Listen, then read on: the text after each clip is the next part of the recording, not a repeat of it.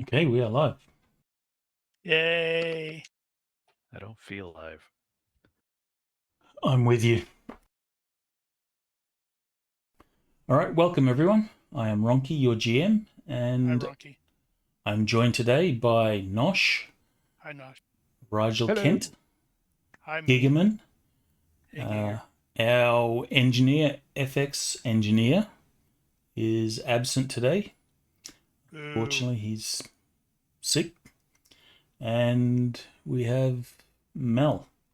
Hi, Mel. Today we are diving into a one-shot mission set in the Star Trek original series universe, using the versatile GURPS system by Steve Jackson Games. Our virtual tabletop of choice is Fantasy Grounds. You can catch this session along with our past adventures on YouTube and as audio-only podcast. Find the links in the video description below. If you enjoy our content, please consider supporting us by liking this video and subscribing to our Twitch and YouTube channels. All right, let's begin. First up, do we have any character business for Captain Ramius? No character business for the captain. Commander Lorian? No, not this time. Lieutenant Commander Dallas? I am banking points. Did you change name? Yeah. Well, I mean, I switched it over to the last name instead of the first name. Gotcha. And Dr. Jones? So last time she rolled default on astronomy and succeeded. Can I roll an IQ and see if she can actually pick it up as a skill? Go for it. Though I will remind you, you are in the grace period, so technically you don't need to do this. Success by 2. You may add astronomy to your character. Woohoo! Thanks. What a way to cast a Did you wave roll. actually? Did you change off of science as the wild card? Yeah, I thought she had medic. No, she didn't have medic, and I did not have it. No, I do have science. Yeah, if you've got science, you don't need astronomy. That's covered. Oh, okay. But you Science probably cover need medic? medic. Or medicine, whichever one. Yeah, I think I tried to do that in GCA and it wasn't there. Right. So you may have to add it. Which is I'll kind see of what I can do. annoying, but Yeah. you just take one of the existing wild cards and rename it. If They there all are cost the same. if there are people that want to do character changes, keep in mind that this is the third week, so changes are free. Beginning of our next session, which whenever that's going to be, characters will then be locked in and no changes can be made except by normal means.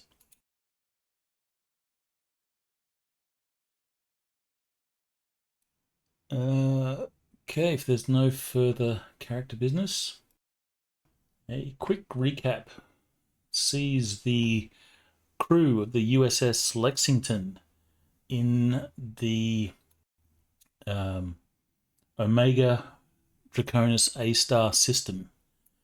You have been diverted here by Starbase 23 or 24, I think it's 23, to aid in a situation that is currently going on in the system. The party has been split, with the captain and doctor going to a pre-warp civilization in violation of the Prime Directive in order to save them from a black hole which is going to irradiate the planet and wipe everything out. the grounds on which the Prime Directive were violated is that the reason the black hole is going to irradiate the planet is probably because Starfleet interfered with an alien base, which is also in the system. The remaining bridge officers have gone to the alien base in an effort to learn a little bit more about it and perhaps try and stop what's currently happening in system.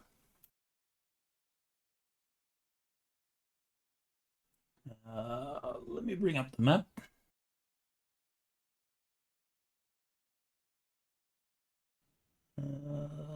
Where are we?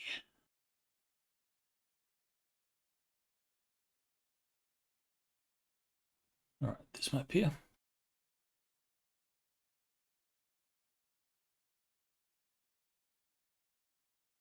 Shows the location of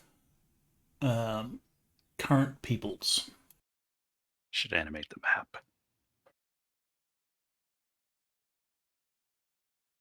Well, when I get around to it, I'll do like a scanner page that animates and stuff. But for the sake of this map is fine. Speaking of which, this map was created entirely in Fantasy Grounds, which is really cool.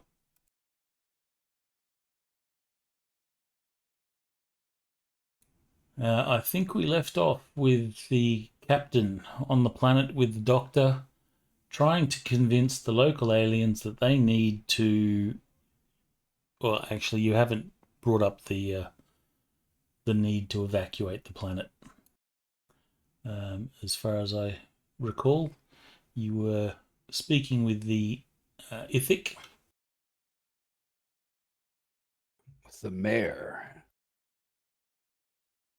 These guys here, they seem to have a very inflated ego and think themselves the center of the universe. They acknowledge that other races are probably out there, but anyone traveling to their little world here is traveling to do so because they want to live a better life, or the best life possible, since this place is the center of the universe, according to them.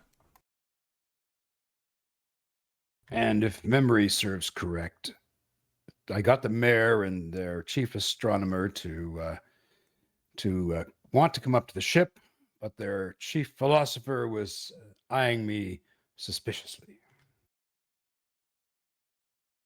This is correct. The mayor's name is Akara. And so we broke with the philosopher looking at us with suspicion, and so the captain will say, "Yes, and I would invite your philosopher to come with us as well. It would be good to have your entire leadership to come and visit our vessel. It would be my pleasure to host you all." You can see the Minister of Philosophy is, eyeing you with a degree of suspicion, and is thinking over something. And then he approaches the mayor and says, "Mayor, I do not think it is wise to go with these people.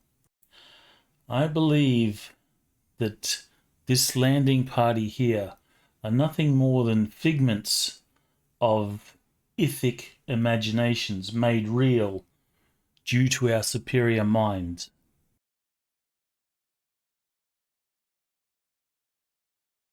Well, if that's true, then why don't you come up and you can see for yourself that there's nothing imaginary about it whatsoever. If I'm wrong, well, you can all wake up from whatever dream you're having right now, if I understand it correctly. The mayor we'll look at the Minister of Philosophy and see, what do you think, Minister? Is it worth checking your hypothesis here? And the Minister sort of, I guess if they are figments of our superior minds, then their ship is not real, and should we go anywhere, it won't be very far. Very well. I agree, we should go. Well done. Well done. Now, I want to advise you that in order for us to get to our ship, we use something called a transporter. It may feel a little weird at first, but it's completely safe. Be prepared. Tell your people to be prepared to see you almost vanish, but will reappear on our ship. And that was the last they ever saw of the mayor and his crew, because their bodies weren't made for this sort of thing, and the atoms just would not reunite. That would be totally funny. Way to blow the plot. Good idea, though. Brian's like, hold on, I need to take a 5-minute break really quick. Scribble, scribble, scribble. Yes, and as you transport, nothing but goo remains on the pad as you arrive. Shit. No. One of them at least has to explode.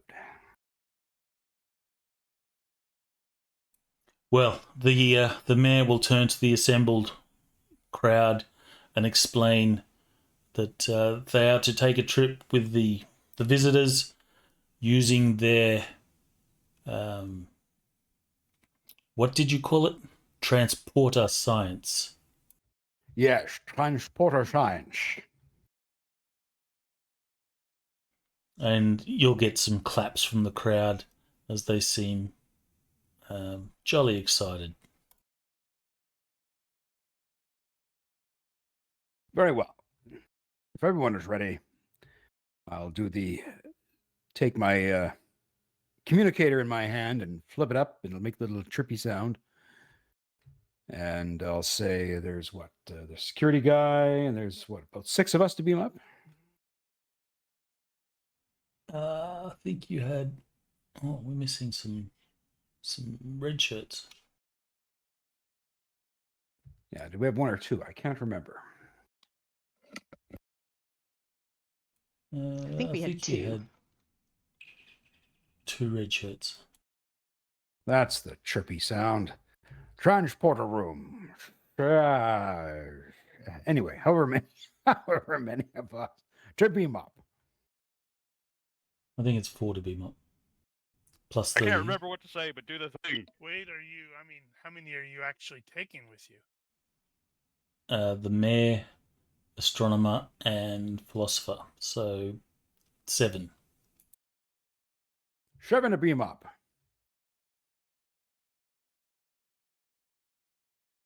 All right, so moments later, the energy beams begin to materialize around you, and you fade away with a really cool transporter sound effect. Use your imagination, just like that. I wonder if we could do a soundboard and then pump it through TeamSpeak.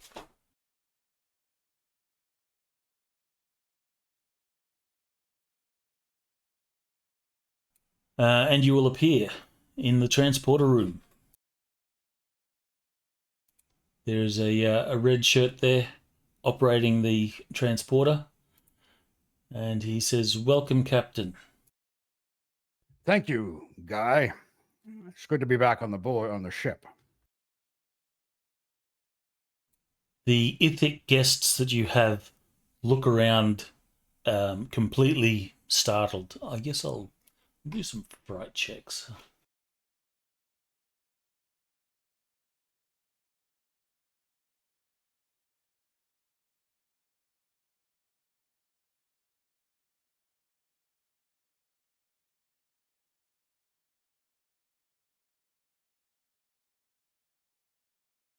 Will 11. The perfect opportunity to say, I assure you, there's nothing to be startled about, as one of the red shirts throws up.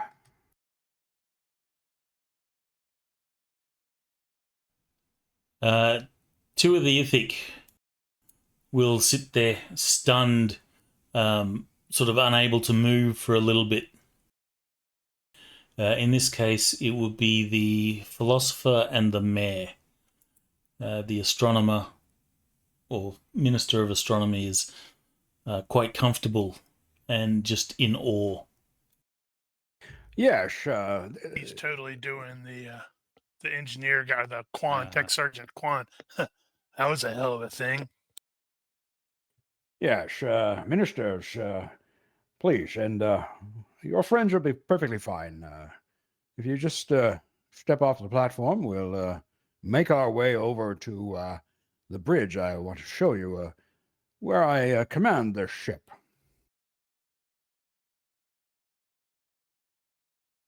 The three will step off the transporter once they've sort of collected themselves, and you begin to head to the bridge. And again, you have random crewmen just walking halls because they're doing Trek stuff. You're doing stuff. As I'm guiding them towards the bridge, I'm explaining the size of the ship. I'll explain the distance we are in orbit from their community, and I will explain a little bit about where the star is that I eventually I'm going to put up on a screen for them to look at. And so I'm just going to try and do a little bit of christening the map, if you will, to the ground.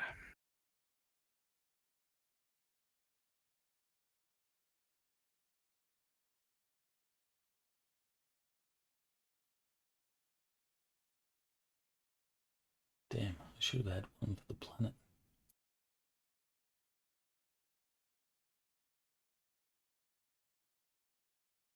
And as I'm doing this, I will say to the Minister of Astronomy, now, good Minister, I wonder, in your own studies of your star system, and I understand that it navigates around your position, but have you recently seen anything strange happening with the star itself in your astronomical studies?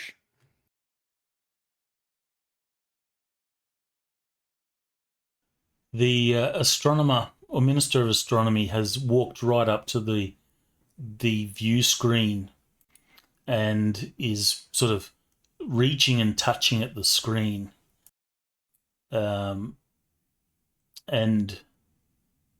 looks back at you and says, "This is an image." You said Yes, they were indeed. tech level 6 or 7. They probably have TV. Maybe they evolved better and don't have TV. Yes, it is, Minister. Would you like to see what it would appear like if you were simply looking from the ship without the amplification? He turns and says, "You can do that?" Well, yes, of course we can. And then I'll blurt out something to somebody on the bridge to make the application 100, where to what it would be by a natural ratio.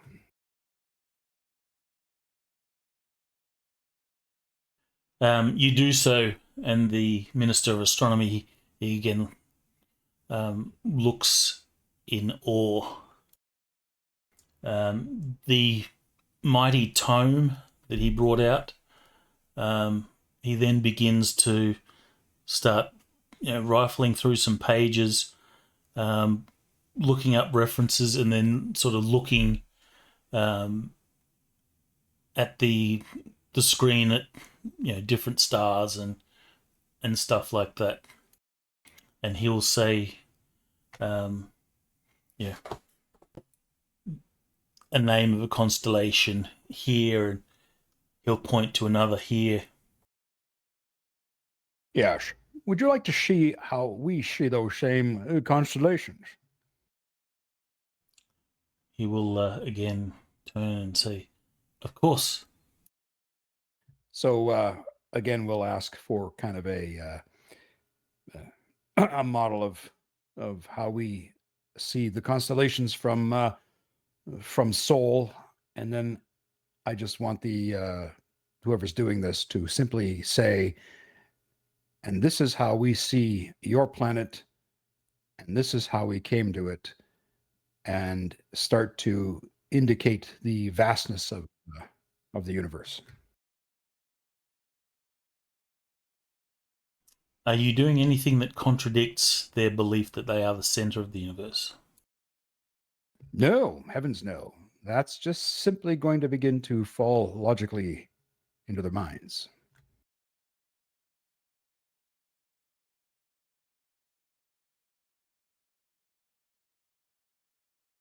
All right, so this goes on for some time. The Minister of Astronomy is just blown away. Is looking at every possible star chart that you sort of bring up, constellation, and he wants a closer look. And you'll say this is the constellation of Orion, and this is how it looks from your view, but from their view it looks different. And he asks about the star names, and it is just a learning experience for him. The mayor sort of watches and nods and is clearly impressed by all this.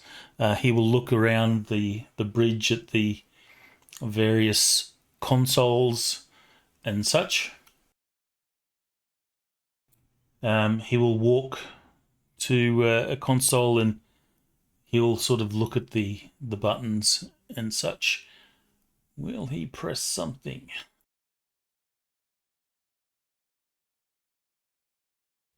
I'm happy.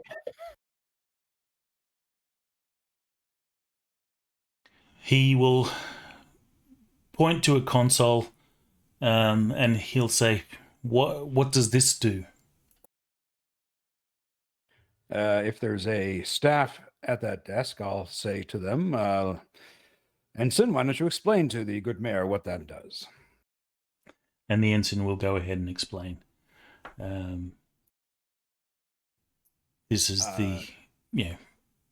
this is the engineering bridge control panel. It shows all the workings of the ship's engines and power systems, and he'll flick through the different displays, pressing some buttons, and the console will beep and whir as he does so. We got some non-humans up there too, so they're being introduced to some new races as well.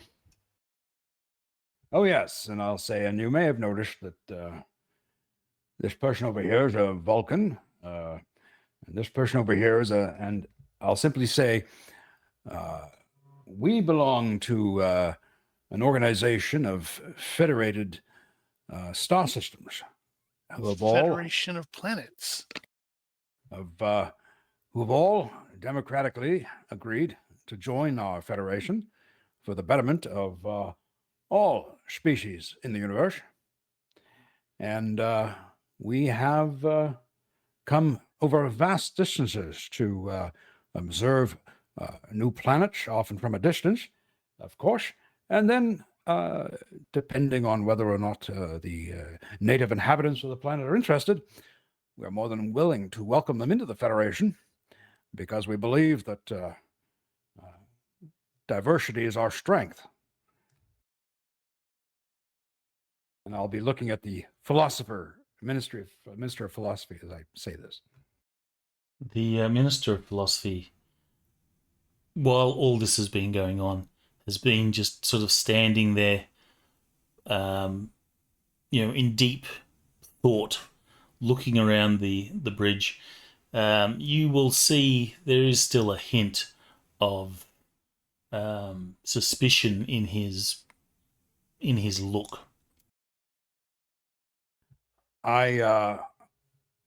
What I'd like to do, however, is show you our medical bay, where we take care of everyone. And I think, Dr. Jones, if you would be able to take the Minister of Philosophy down to medical bay and give him a tour, that would be much appreciated. I'll stay here with the mayor and the Minister of Astronomy. If you're interested.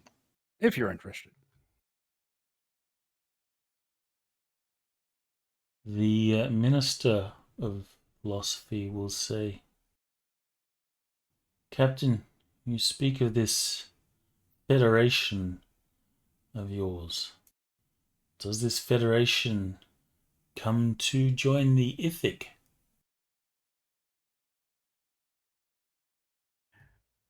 If the Ithic will have us join them, we would be very happy to entertain a discussion on what that might look like.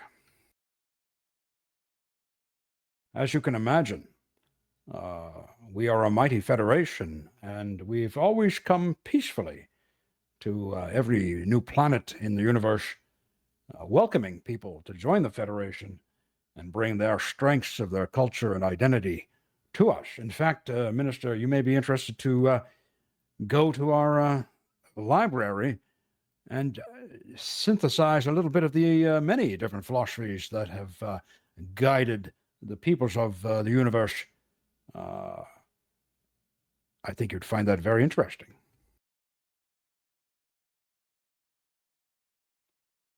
The Minister says, "Yes, take me to your library."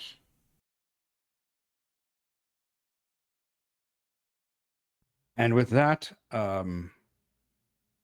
the captain looks at the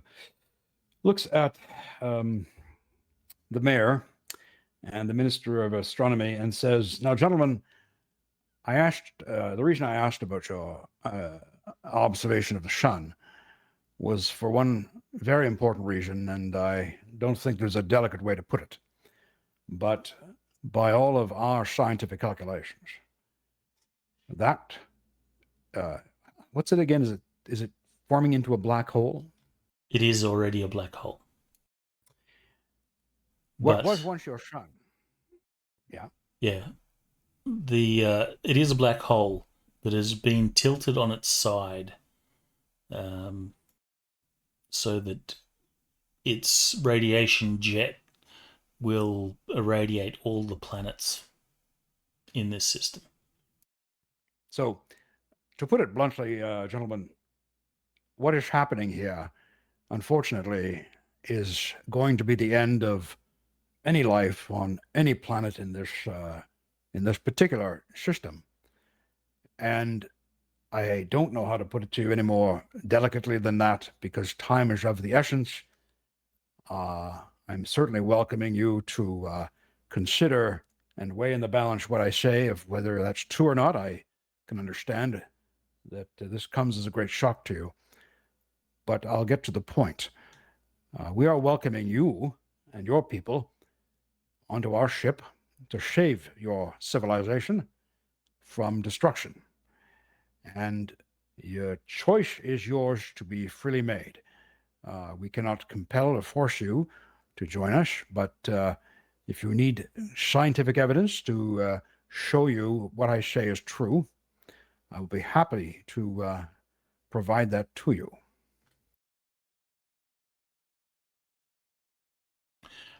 When you say this, is this being said with all present, or have you waited until the Minister of Philosophy has, gone off to the library? Yeah, I waited for the minister to leave the bridge.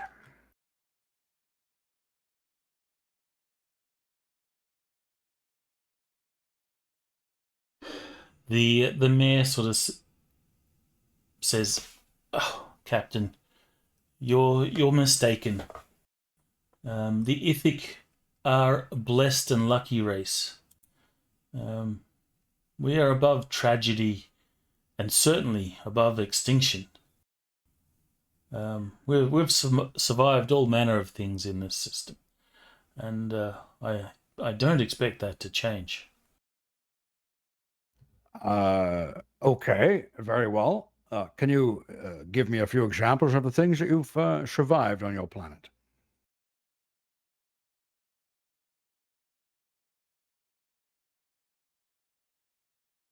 He will say, "Of course, many, many, many generations ago, the Ithic on Chaktir here suffered a cataclysm that we have not seen since. This happened when our star went suddenly bright and then dark. Many Ithic died in that cataclysm, but we are strong and we persevered and continue to this day."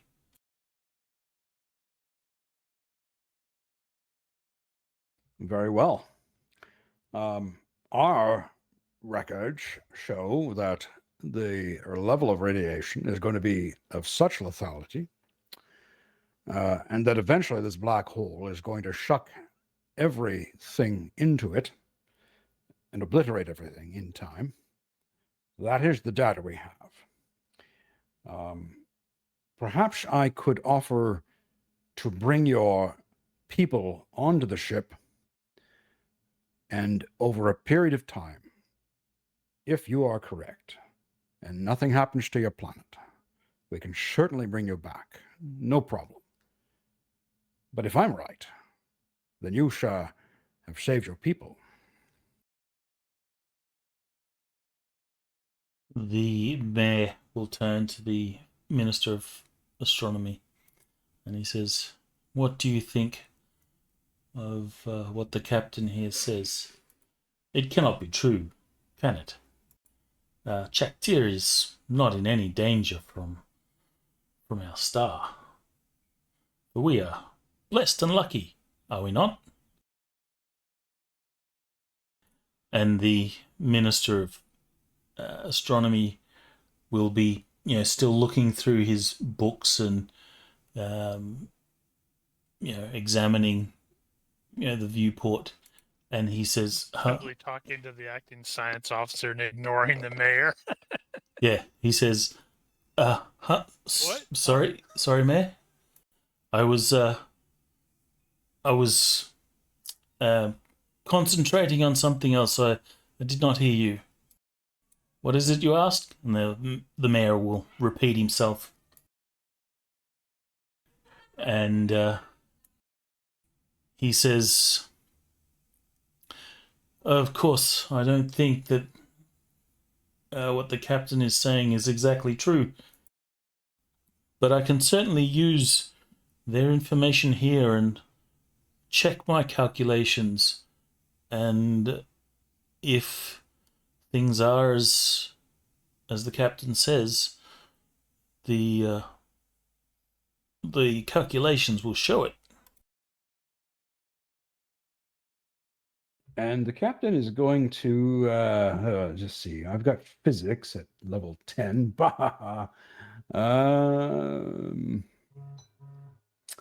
I would want someone on my team, the science officer, but obviously there must be some other sciencey types, to explain a little bit about Yep.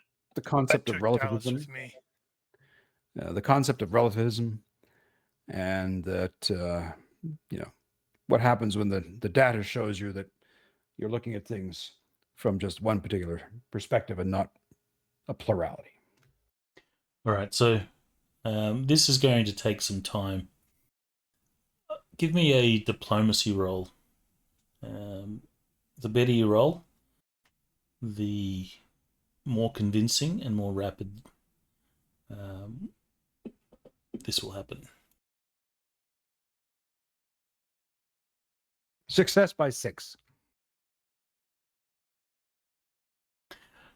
Well, the astronomy guy, he will be talking to whichever science officer you have available at present, since your chief officer is off on the alien base.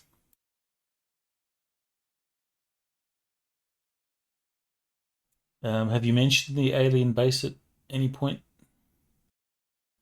during No. your discussions here? No, I haven't. So time will pass. The mayor will just chat, and you can see that the mayor is fairly blasé about possible extinction. It's like, no, it's not going to happen. We're the center of the universe. Nothing would happen to us, otherwise there'd be no point for the universe. He's of that sort of opinion.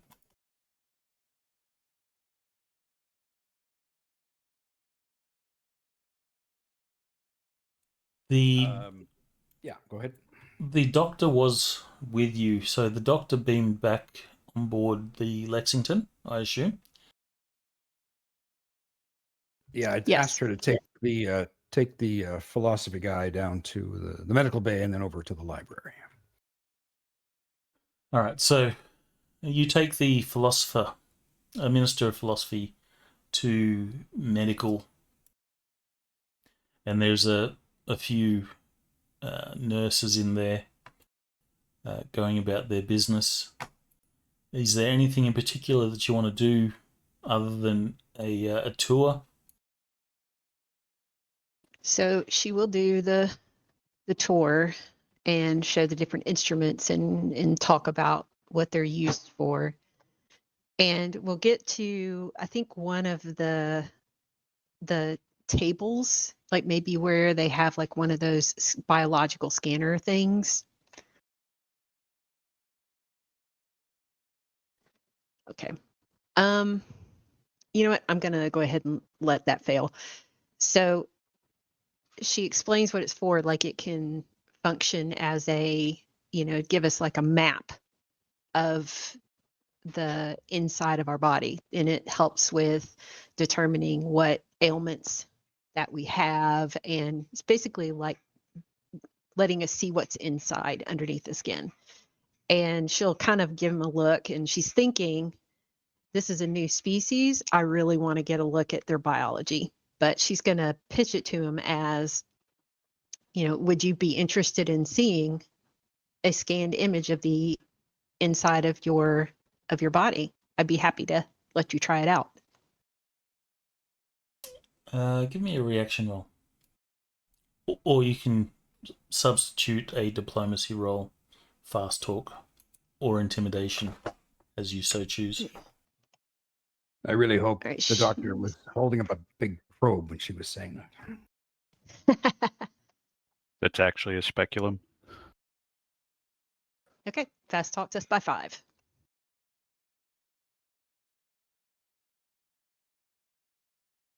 All right. You are convincing enough. He says, I'm interested. I shall try this scanner of yours. So she'll, usher him onto the table, and feet go here, head go here, and then she'll run the scan. And she'll basically talk him through so he doesn't get freaked out and say, now I'm going to do this, and this is why I'm going to do this. So she'll be talking, like, she has a pretty good bedside manner. So she'll kind of talk him through the process. Okay. He's quite comfortable with the procedure that you're doing. Give me a roll on, do you have, I think it's medical, like electronics operation medical? Yep.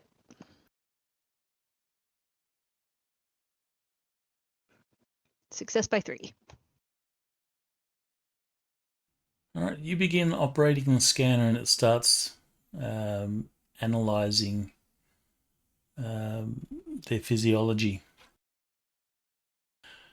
I will get you to make a IQ roll for me, please. Success by 1. Actually, that probably should have been perception, but it's the same anyway. Yep, same score. All right, so you're doing the scan. You're talking through what's going on, and then you notice something really peculiar. The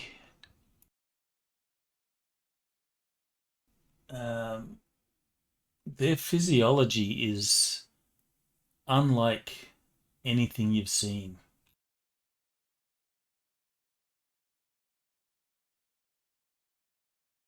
Well, they You are will- aliens. Well, all aliens, have DNA and such. Just give me one sec.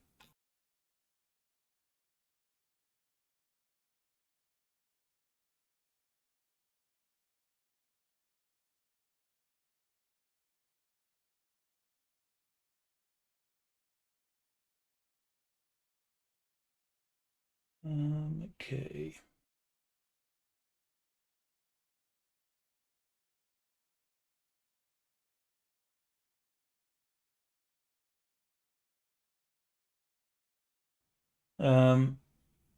You will notice that their physiology is quite resistant to radiation. But the thing that sort of blows you away, or something that you've never seen before, is instead of mitochondria, these beings seem to have nanomachines in their genetic makeup. And they also have synthetic material. Dun dun dun. Time to space every single one of them. Okay. So Robots. wow. Okay. Was not expecting They are that. still biological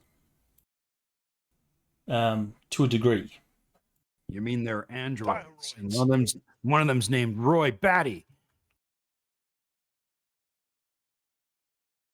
I guess you could do a science roll. Yeah, give me a sec. If you have science.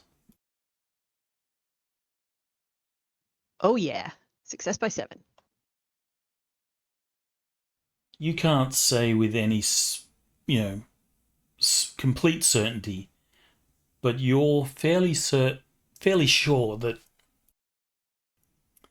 these creatures were created.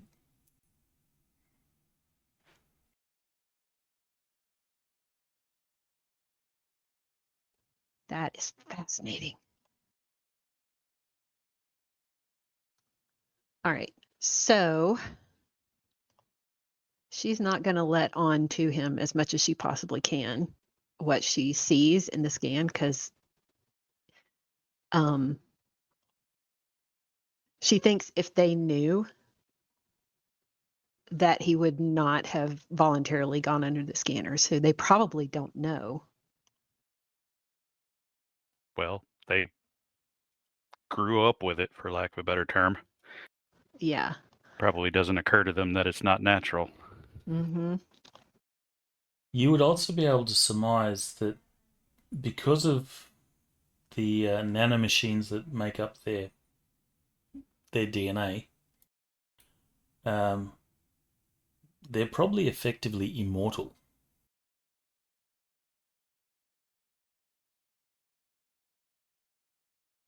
Yeah, self-repairing. Obviously, they could they could be killed through accident or something like that. But save any incidents like that, they're probably effectively immortal. So she's thinking through this while she's finishing up the scan and making her mental notes and taking some pictures as well. You know, she'll zoom in on a few things that are of note. So would this thing that she can surmise, would that basically mean that they really don't need rescuing? Like what's going to be coming at them from the black hole isn't actually going to wipe them out? No, you're fairly certain that they will get wiped out.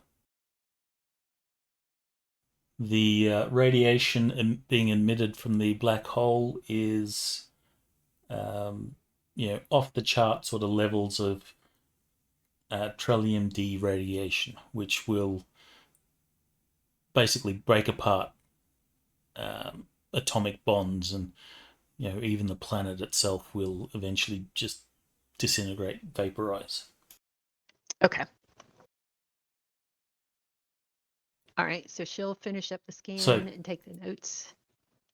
And as you're doing all this, there'll be some realizations. I'm not sure if you recall from the last session that there was no children. And you would surmise that they are not actually able to biologically reproduce. Once So the captain finds So you're kind of silent as you're sort of, learning all this. And the Ithic says, Doctor, what is it you see? May I have a look? she'll finish up the scan and put away the gear and put up the full body scan image on like one of the displays and motion him. All right, hop up and come take a look. With interest, the Ithic will look at the scan. You can see that he obviously doesn't know what he's looking at. She's going to say, okay, here, here's where your head is. And she'll say, and this is this. And she'll give him just like the layman's description of what's on there. But she's not going to mention the nanomachines. She wants to talk to the captain about this first before we drop that bomb. All right. So you say, this is your brain, this is your heart, lungs, this is your skeleton. Mm-hmm. And the Ithic is suitably impressed.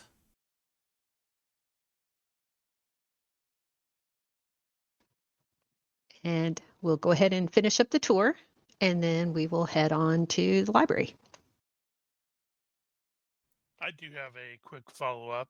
You used Trillium D as the stuff. Did we already know that, or is that something she just learned? You would already know that. Okay, in that case, then Lorian, before we even departed, Lorian would have absolutely reminded the captain that Trillium D is very detrimental to Vulcans. So we need to watch for any and all Vulcanoids acting unusually aggressive.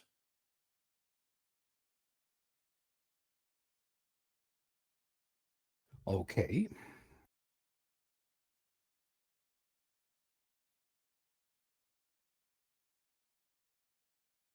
All right. So the Ithic has a host of questions, and will begin to ask all sorts of sort of just general knowledge sort of questions about yourselves, the Federation, what the role is, and how it is that you have returned to the Ithic.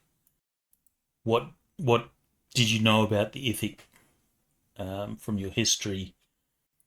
And he speaks as if it's common knowledge that everyone should know these guys. That's the sort of tone of his conversation. So she'll try, she's not very diplomatic, but she'll try to explain to him that, that our people are still relatively new to the whole traveling around space thing, in the grand scheme of things.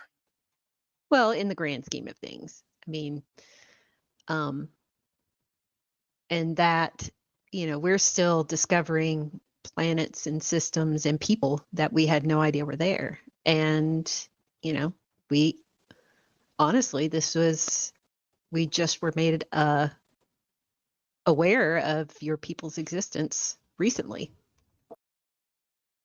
He seems a little bit stunned at that. And the conversation will sort of change focus a little bit more. Basically, he's going to probe questions to you such that he learns. Okay, from your point of view, he's asking questions. Are you going to challenge his worldview in anything? Do it. Or are you going to sort of, work around it? That's boring. You need to, be exciting. For drama's sake. She'll respond with a question. How would you feel if someone did challenge your worldview?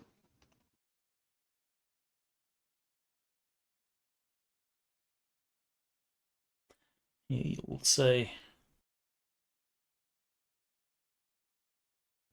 of course, it would be lies. Nothing else, Dr. Jones is probably relieved that there aren't any of the Vulcans around because they're truthful and notoriously blunt. Mm-hmm. Get him. So she'll smile and say, "Let's go to the library." Excellent idea. All right, so you'll head to the library.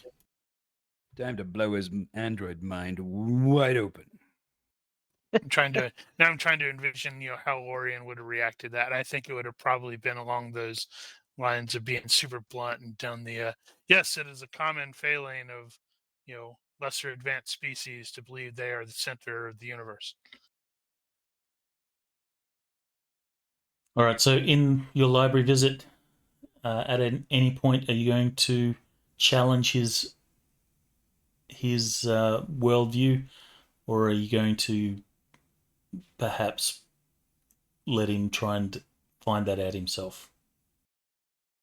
She's going to recommend, and honestly, player doesn't know of any books that really specifically deal with this. I think she's going to recommend that he take a look at some specific books, not necessarily indicating they'll challenge his worldview, but maybe kind of guide him through the process of humans on Earth realizing that they weren't alone in the universe. You see what I'm saying? Okay. Or he's gonna quickly realize that the Ithic are not mentioned in any Exactly. So that's her ultimate goal. I don't know of books that actually would do that, but I'm assuming for plot purposes that there would be. Lead him Y'all to are water. boring. Let him drink. Captain and the Doctor are like super diplomatic and crap. That's why one's a captain and the other's a doctor. All right, so he will begin to look through books. And since your intention was for him to find out for himself that, the Ithacan Mott mentioned, that the universe doesn't revolve around them. That's the intention. You can see that he studies some books, and he'll put one book down and grab the next book, and he'll read, and you can see that the expression on his face turns from like curiosity to, it's a fairly intense look, and he'll cross-reference one book to another, and then he'll look to you and then says, I should talk to the mayor. Of course. Would you like me to have the captain bring him here, or do you want to go back to the bridge? Didn't they end up in the library? I don't know. No, we're still on the bridge.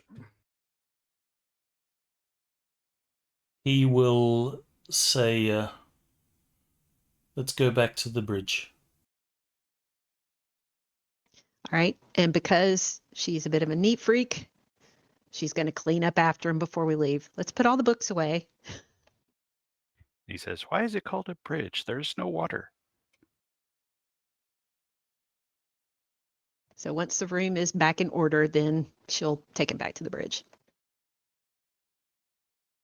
All right, so you can see that he's in deep thought as you continue back to the bridge. If you have body language, you're welcome to make a roll. Of course. Success by 3. You will see that he doesn't seem to be happy.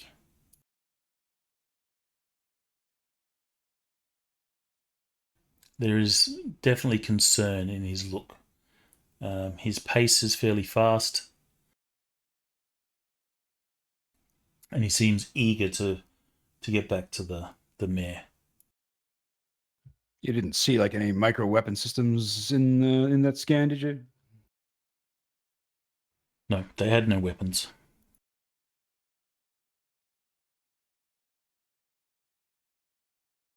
Okay. She'll note the body language and just keep watching. She's not going to poke him. She figures that he's probably a little too troubled for a conversation right now.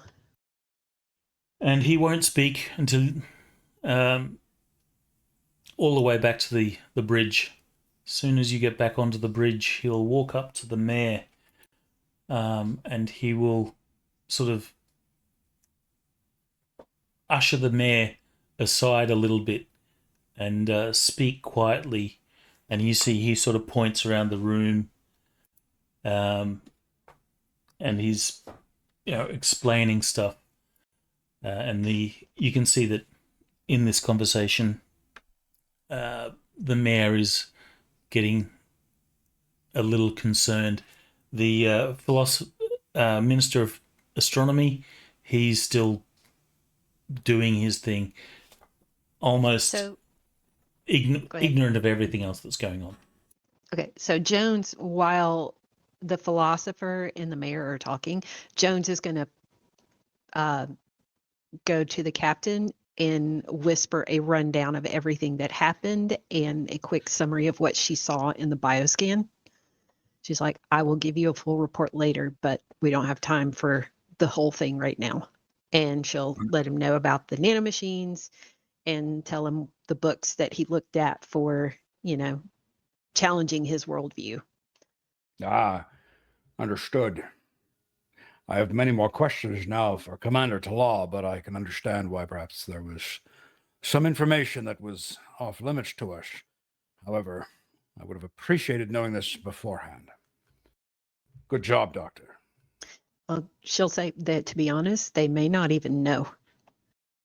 But yes, we should definitely let them know. Yes.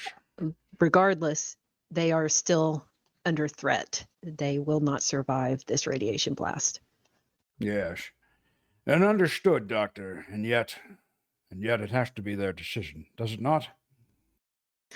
I don't like it, but Perhaps even if some of them are willing to leave, even if others do not want to, maybe we can at least save some of them. However, you need to know that I don't think they can reproduce. Right. They don't seem to have the ability to. So over time, their species will probably die out just through sheer accidents. Yes.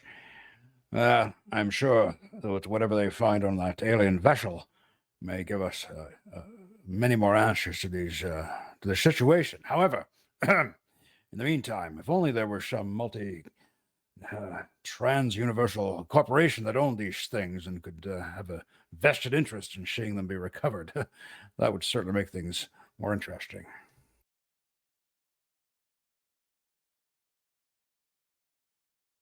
Hmm. So, these two will talk. The astronomer will do his things. He'll check over calculations. He's got a pen and paper, and he's sort of scribbling in his book, doing some math, and you can see that clearly things aren't adding quite up. And there's contradictions to his book, to what information you have available, and he's becoming a little frustrated. And it's around about this time that the mayor will speak to the astronomer, and the astronomer will converse and explain what's going on. Do you leave them to their own devices at this point, or are you going to step in, interrupt, or anything like that? I'm going to actually. No, no, there won't be any intervention. They need to come to some conclusions themselves. But I do definitely want to talk to Commander Tala to apprise her of this and ask her if she was aware of it, which I think she was. However, I don't want them to hear this conversation.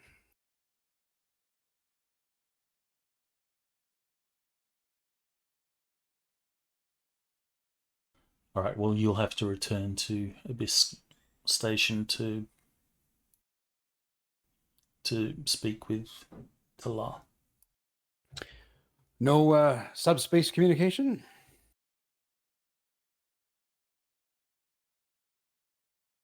Yes. No. You have subspace communications in the system.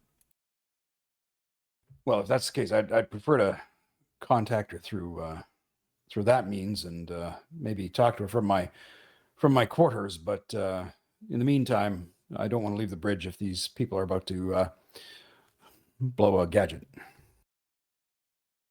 Blow a gadget. Well, they're robots. Well, they will converse for a bit, and then the mayor will step up to you, Captain, and he says, it appears that we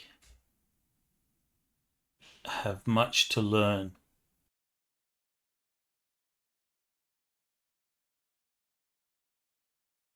He looks at the view screen at the black hole, and he says, the Minister of Astronomy, his calculations do not concur with what we have on hand, and it appears what you say is potentially correct. Yes, I understand, Mayor, and I understand how difficult all of this must be to digest and synthesize. However, time is of the essence, and I would like your permission for us to return to the planet, to gather your people. I trust you felt no harm or threat from us. We certainly offer none of that, and we only offer a lifeline. Please, we could at least bring your people onto the ship for their protection, and then we could just wait out to see what happens next. If we're wrong, and I honestly hope that we are for the sake of your planet, but if we're right, well, wouldn't this be the best piece of, wouldn't this be the best course of action for you and your kind? Give me another diplomacy roll. Because we want to see the Ithic people continue.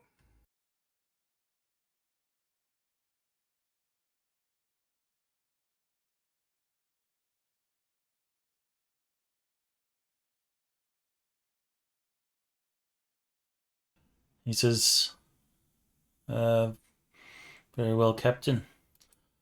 I think we shall do as you suggest. Very excellent. If I may, who would you feel most comfortable beaming back down with? Would you like the doctor to accompany you? Would you like us both to go down with you? What would your preference be?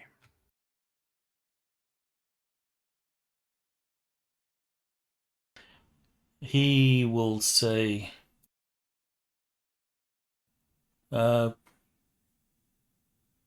perhaps if you need to return to the planet, perhaps it's best that you do it, Captain. Very well. And will you accompany me with your two ministers, or what would be the best way to pass this information to your people? We will all return with you. Very well. Then let us head back to the transporter room, and I'm going to very quickly have a little conversation with the good doctor, as I really see no need for her to come back with me. But you will take some red shirts with you. Oh, yeah. All right, course. so what you should do is we should target the top of the mountain with a phaser so that there's a nice explosion, and then beam down right behind the smoke so that nice dramatic re-entrance. So And violent. I turn to the doctor and say, Doctor, please contact Commander Tala, explain everything that is going on.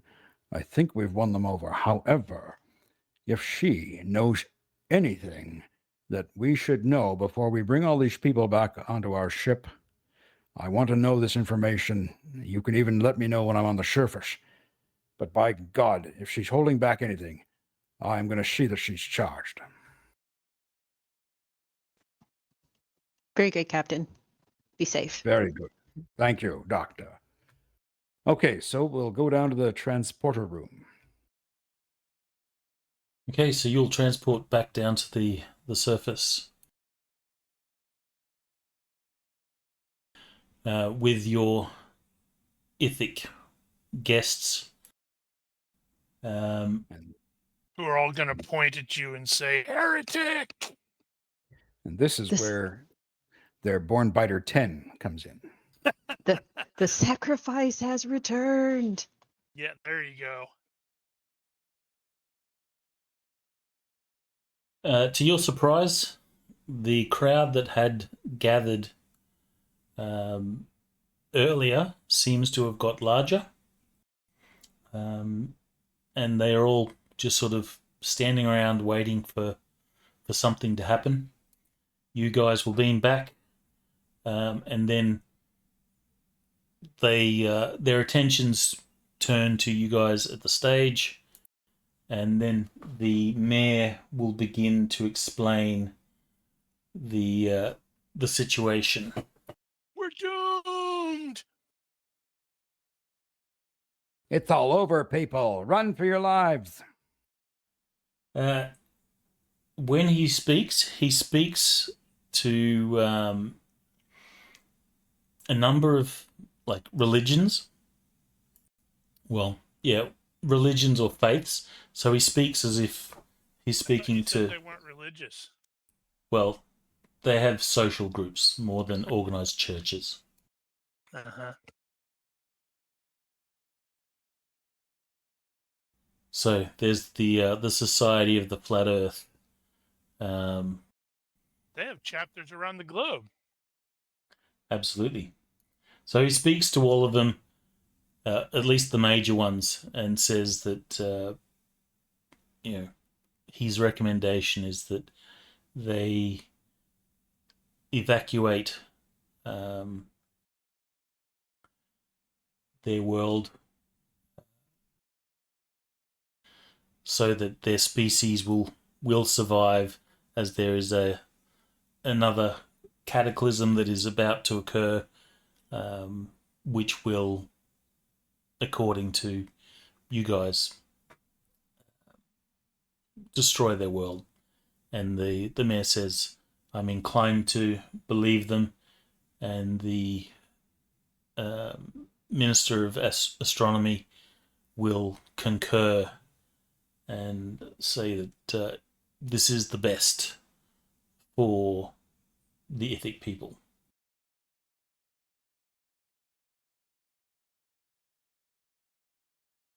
And you will hear murmurs amongst the populace, and the mayor will say, well, Captain, what is it we do now?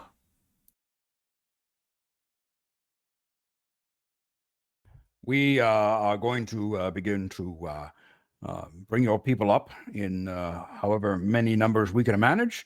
Of course, we have a complete area where they can stay safely on the ship.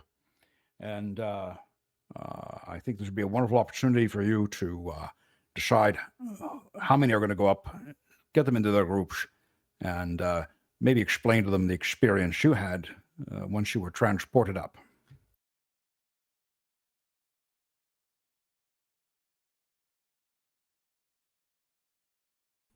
All right, the mayor will sort of relay that to people, and the evacuation process will, basically begin.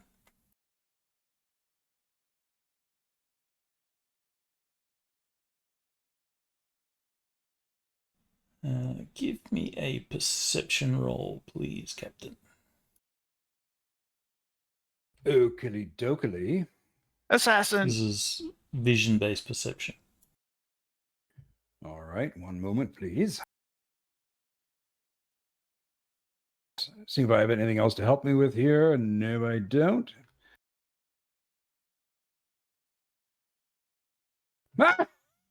There it is. It wasn't me this time. Yay! Do you have luck? I don't I've think got, anybody in this has luck. I've got the best thing I need right now, and that's Pistol Fist. All right. Well, the crowd disperses, and the process of evacuation will begin. Now we shall relocate to those on the alien base. Raggy. Do we begin with us running? We begin. So the last thing that you guys did was secure that security robot. Yep.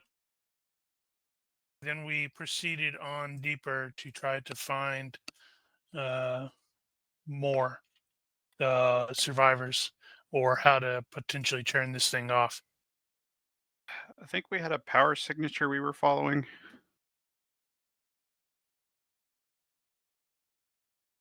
You do have a power signature, which you are heading towards, figuring that if nothing else, that's going to be something.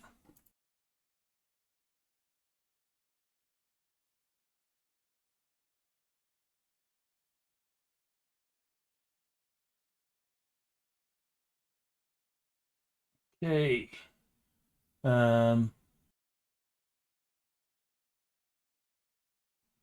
You had 2 red shirts, I believe.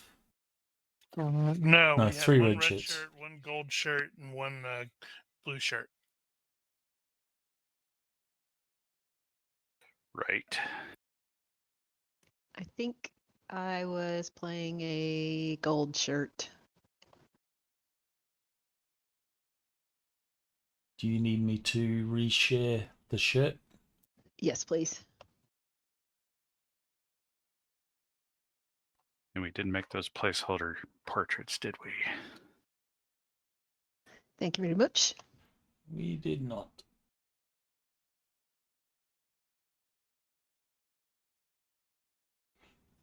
Captain, were you playing a red shirt?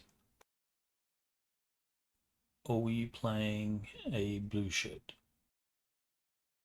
I was a red shirt.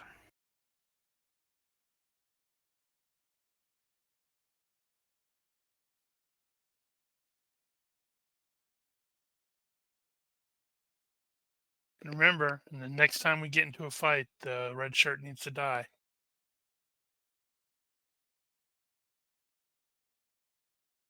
Although it would be kind of amusing if we could avoid that.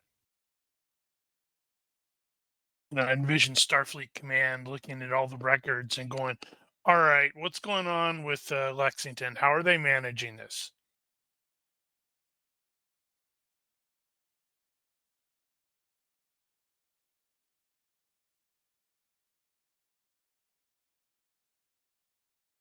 All right, so a few minutes into your trek towards deeper into this structure and trek towards the power station, you will smell the distinct odor of ozone in the air.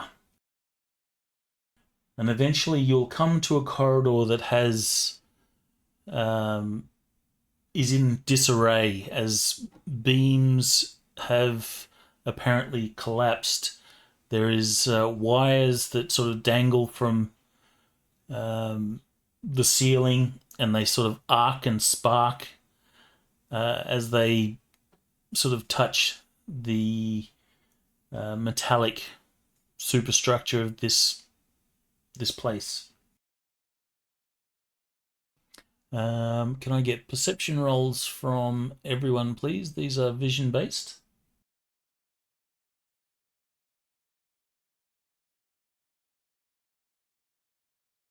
Fail by 1 because, of course. Ooh, success I by will 5 from the succeed gold a shirt. little. I will succeed slightly less than gold shirt. All right, so Dallas. You will see what looks to be the remains of a security robot in this corridor. It is in pieces. You can make a IQ roll or a science roll.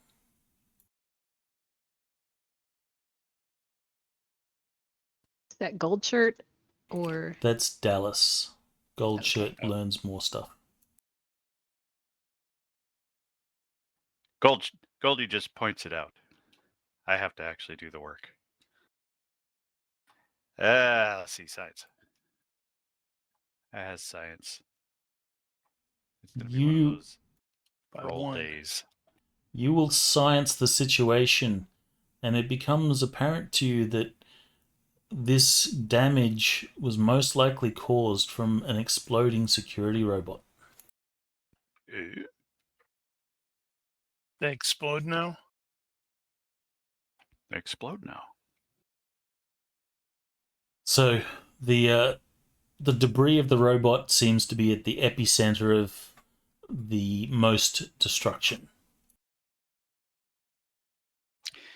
We did examine it. The one that we shot up did it have a demolition charge in it of some kind? It did not seem to have any specific demolition charge or anything like that. Did it have a power supply that looked like it might be something that might go critical? Well, it does have a power supply that could go critical, and you could like overload phases or the equivalent of overloading phases, and that could cause an explosion. I will suggest that as a possibility. Gold shirt. In amongst the fallen debris of the corridor, you can make out the uniform of another red shirt, partially buried in the rubble or the debris. All right. He'll call Commander, Lieutenant Commander, over here. Right. Is there So- any way we can get to the body without the, getting electrified? You can, but you will need to make dex rolls. A failed dex roll means you will knock a cable, cause it to arc and begin to sort of zip around like a water hose, which will require you to make a dodge roll. This is going to be awesome. I'm going to totally get fried. I am going to make a Faraday cage. You can take extra time Good. if it requires. Well, if he's like, I'm going to make this thing, then that may cause me to stop. I don't have impulsive. And I will pause and look at him and ask him, how long will that take? And he will look around and see if he can see anything he could use to that end. We've also got Psylocke with this as well. Right. And he could definitely help in that regard. That would have been a great idea for him to actually gadgeteer that if he were here. Does he have Gadgeteer? Yeah. How exactly do you see this Faraday cage working? Since it's thinking if we cables got that are enough actually gratings around here, it would actually absorb and redirect the electricity like a typical Faraday cage. Create a portable force field. Essentially.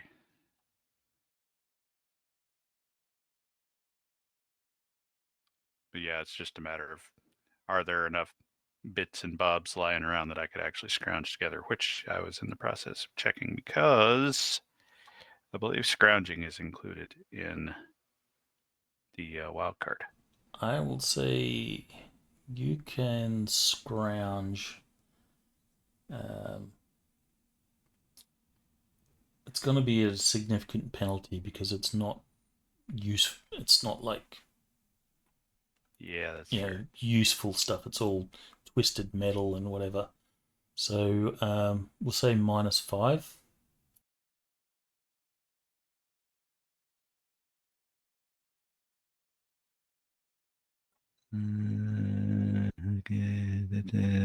Right. And that was that.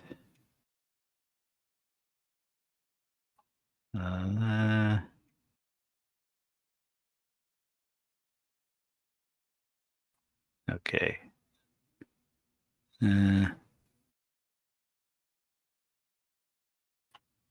Yeah, I don't see where I got that whole scrounging business from. So I think I was in error. Let me just check if FX has scrounging. He, I believe, does. I wonder if I'm just remembering that from his. He does have scrounging. Okay. He can scrounge. Oops. We'll Both take of the those first are really one. good. All right, so he's going to be able to find enough material to make a Faraday cage. Funny how useful characters become when their players are not here.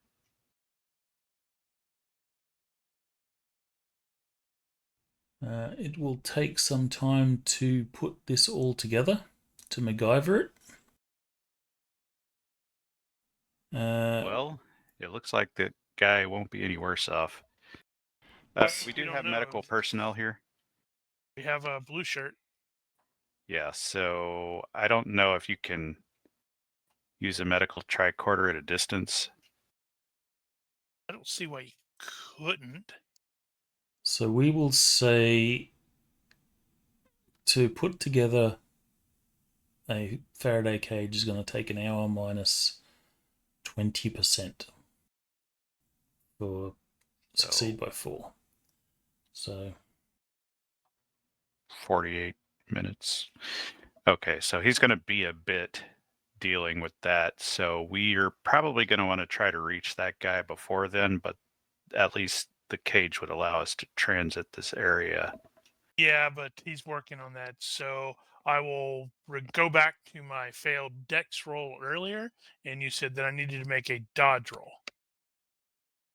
And I have failed to dodge, so it looks like That was a shit roll. That was a pretty crappy roll. 14, fail by 5.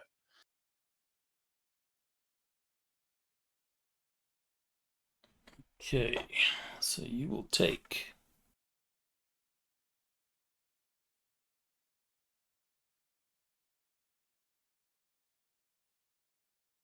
More damage than I would like.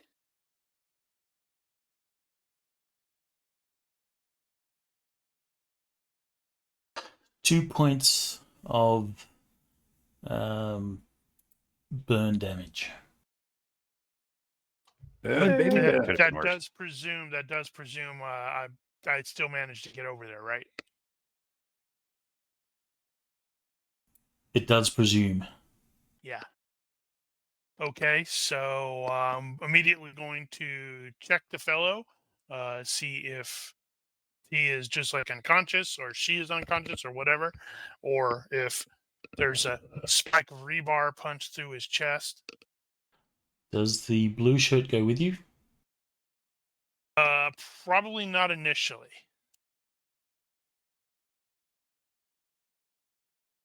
Okay. But quite possibly. Do you have first aid? Diagnosis? I do. Something like that? I do have first aid. Everybody should have first aid.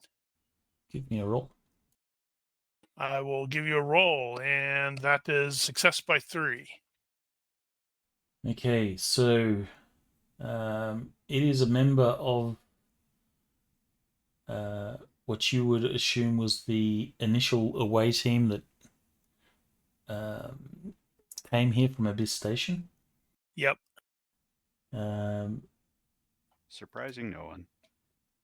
He is alive, but he is trapped under fallen debris, and of course there's like sparking wires sort of all around him, or around you and him and stuff.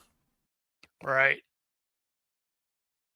Well, guess the medic needs to come over here. I will start looking at the debris to see about lifting it up. It's Vulcan strength.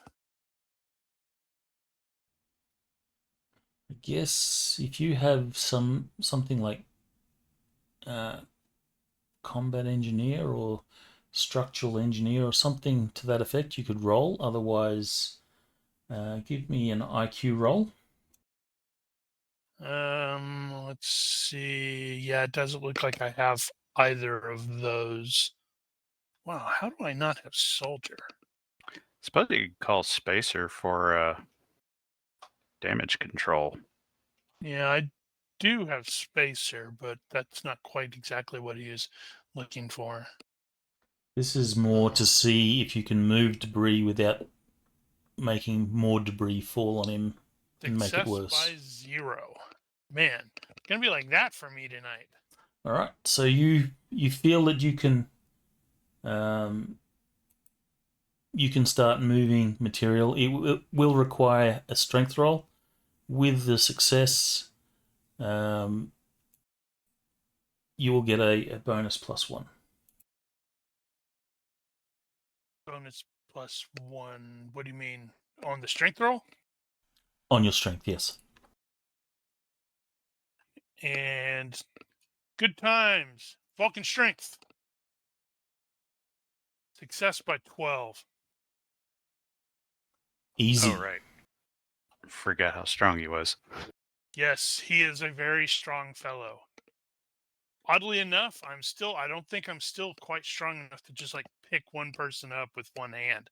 Because I guess Depends on the technically I person, I probably guess. could. All Yeah, right. So because moving the debris is not a problem. The only thing you need to do now is avoid getting electrocuted again. So give me another dex roll. big fat denied. 18. Give I'm not me even going to make a dodge. I critically failed that, so I clearly got zotted.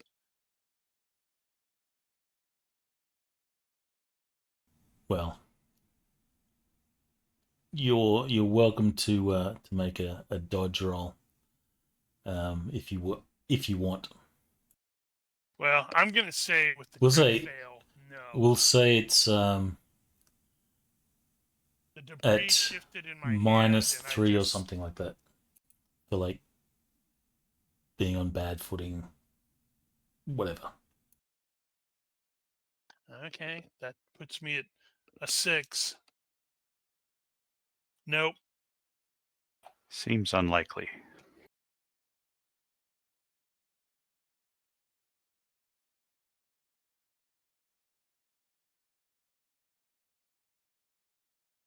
You only get minor zotted. If you're Getting gonna my keep getting shirt hit, a little torn.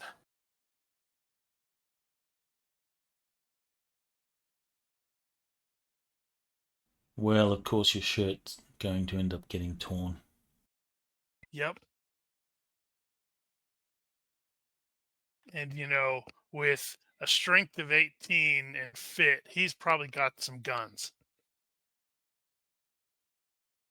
You have managed to clear the debris. You're calling the red shirt over. Blue shirt over.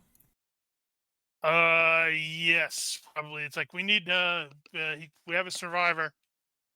don't do what I just did. Do try to avoid the electricity. It tingles a bit. All right, so he'll take some extra time. The +1 to his dex.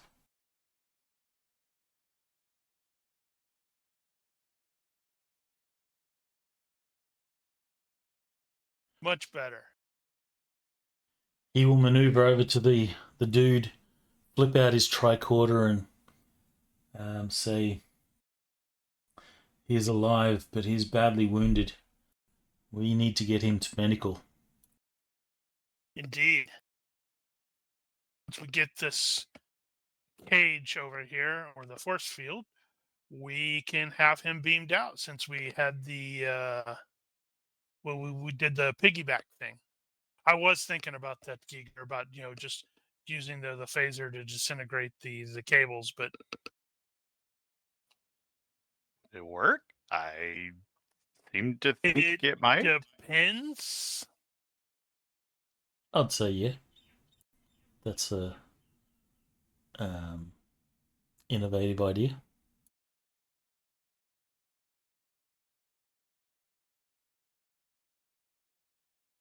But then I wouldn't have been able to got my shirt torn. Well, we only decided after you got your shirt torn.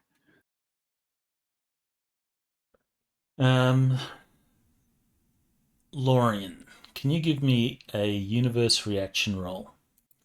This I will could. determine whether the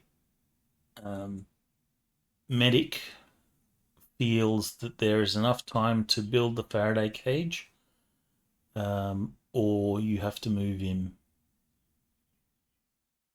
sooner than that Faraday cage. Understood. Well, let's see what the universe thinks. Oh wow, good time for me to roll the really crappy 15 or 16. So Mhm. the universe is very good. Mel, you need to take your damn dice back. Nope, they're yours now. Universe says, yeah, sure, why not? Yeah, there's plenty of time. He's not going to die. The medic says I can stabilize him, Do so. and he'll go off and do his thing. While Lorian's standing there holding this big old chunk of metal off the guy. Medic pulls out his healing ray gun and shoots him.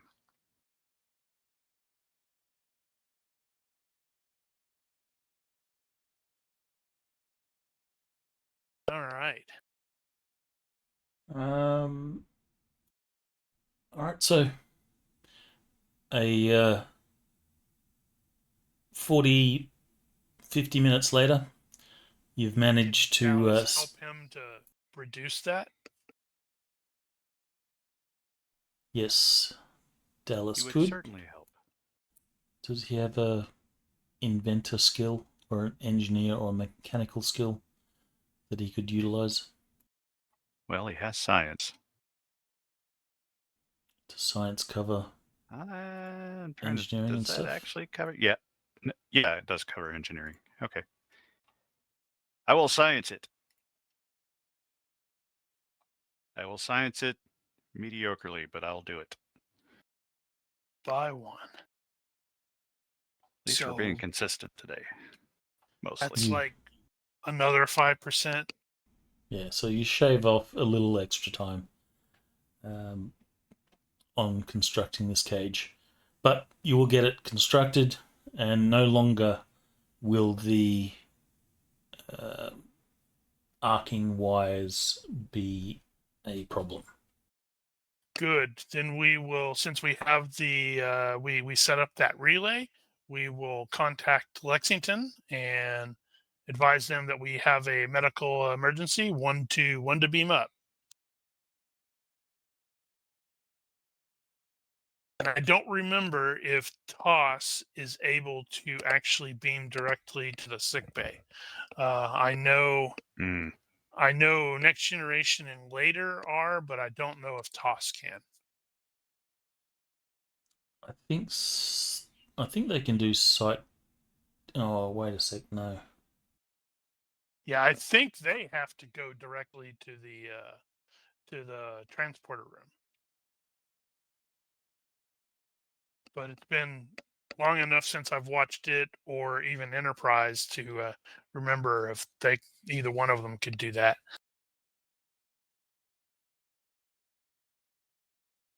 So when the captain left the ship, did he leave Jones in charge on the bridge, or is there somebody else that's in charge and she's free to move around? Yeah, I don't think you would be left in charge. You're not a line officer. Right. Who's the 3 IC in this case? The 3 IC is probably you or Psylocke.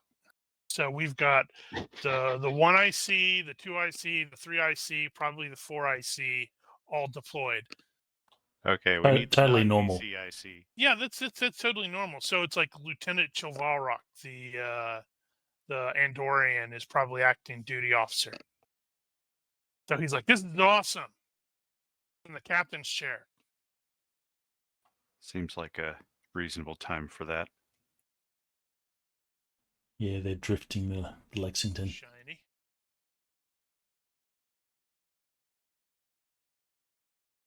Huh.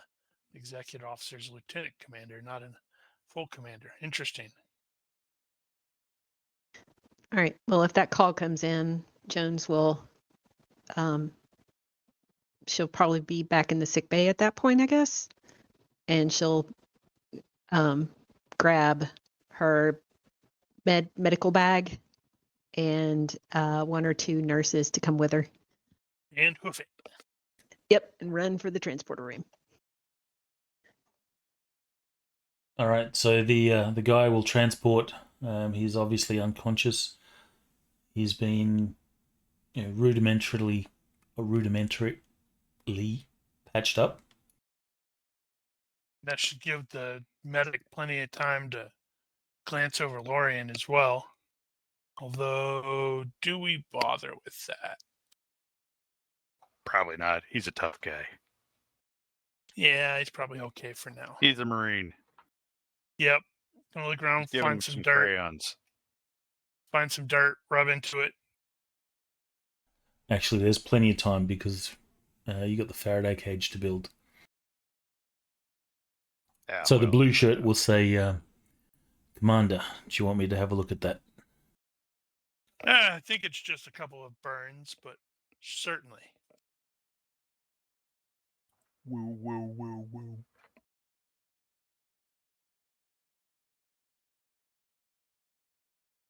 Well, at least somebody's rolling well. That should have been the damage roll. Nope. I'm fine.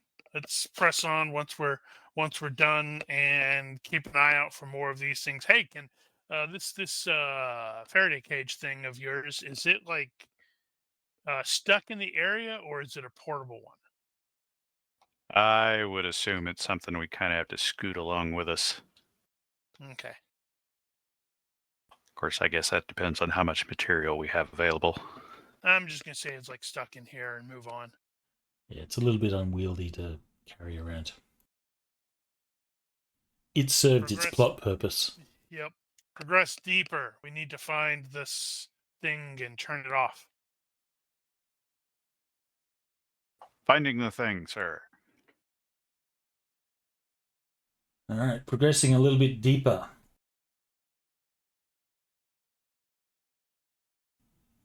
You will feel fluctuations in the gravity.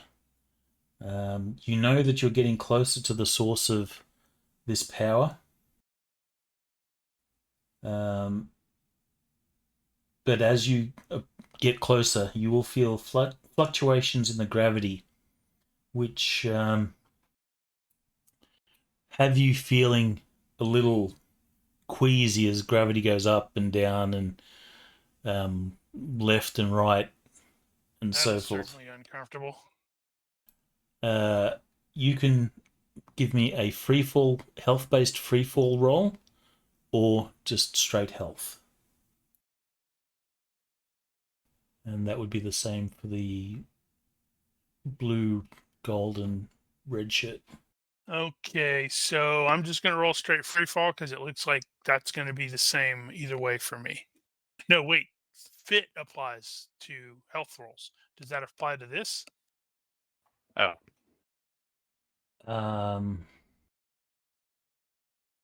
Since it's a health-based thing. I think it does. GM's like, Yeah, health rolls. Fit adds to health rolls, so this is a health-based roll. So yes, it would. no. No, the fit doesn't normally apply to skill rolls.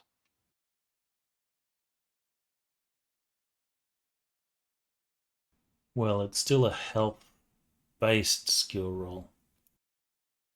You'd be rolling health otherwise, and in that case, I'm not sure about. by 5. That's pretty good.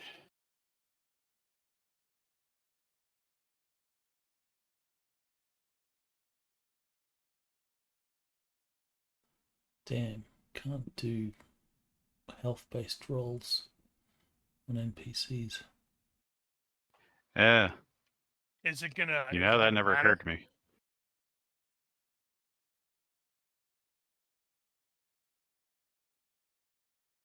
Does not improve health-based skills. No, so you actually found a full reference to it. Nice.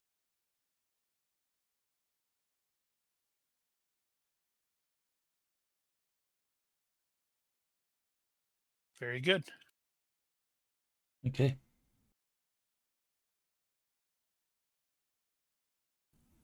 So blue shirt will take his first roll. He'd rather take the second. He would, but unfortunately for him, He doesn't get a he vote. doesn't get that opportunity. And Nosh, if you wanted to roll for one of the red shirt, or roll free fall for a red shirt, you're welcome to do so.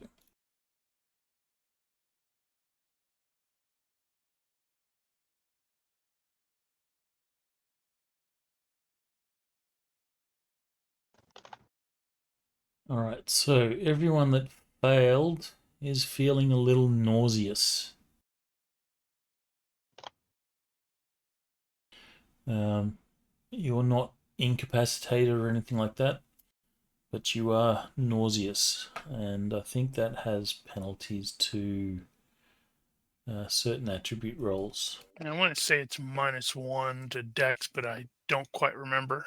Have to look. Someone can feel free to look that up. Nauseated. You have a -2 to all attribute and skill rolls and a -1 to active defense. As well, roll versus health after you eat, are exposed to a foul odor, fail a fright check, or are stunned. Why am I reading this? Why don't I just... For the benefit of the audience.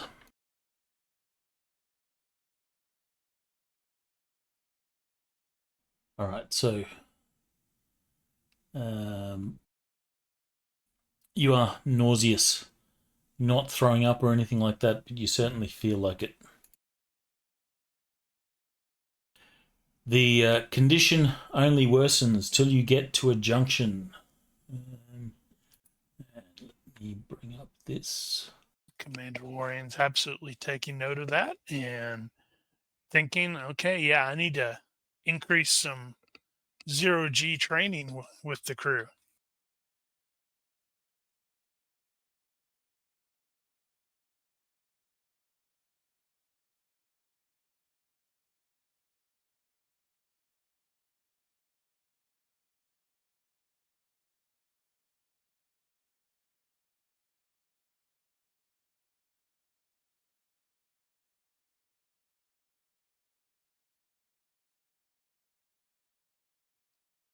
Grids.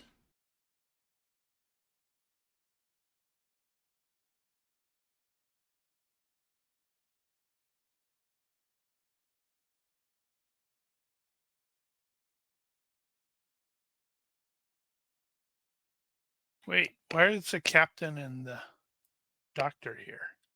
I just dragged everyone off the tracker. They beamed over when they heard we were getting into a fight. I sort of envision the captain's like half paying attention to the comm chatter, and he's like, "Oh, sorry. Well, I know you guys are really desperate about evacuating, but I got to go get into this fight. So I'll be right back."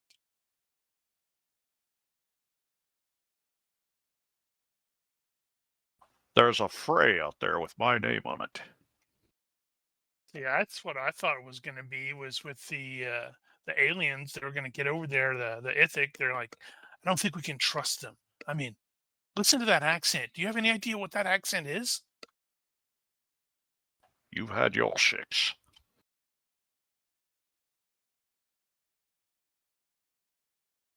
Now I'll have my one.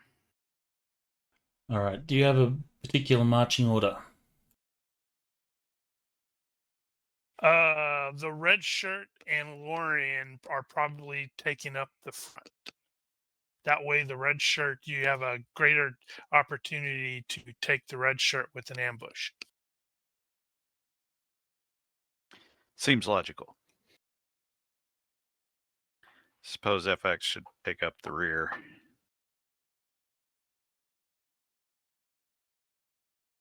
All right. So So move he can get yourselves ambushed first.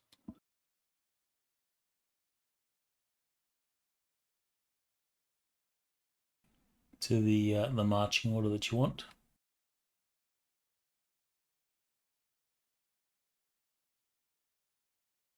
Don't go past that line.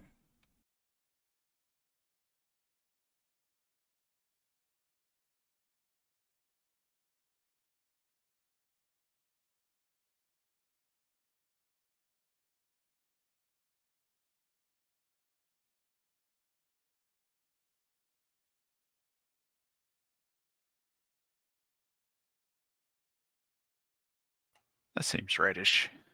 All right, you happy with that? Yeah.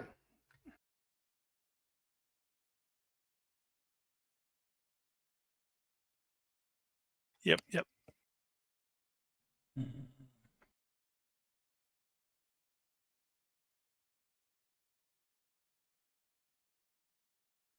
Turns grey. Damn it.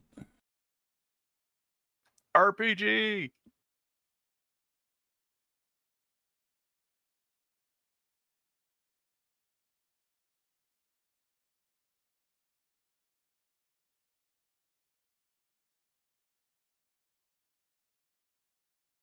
All right, so the red shirt. Move yourself forward. Very well. Up to 3 hexes. And die. This is not happening in at turn combat speed. So everyone else can move up 3 hexes to where you want to be.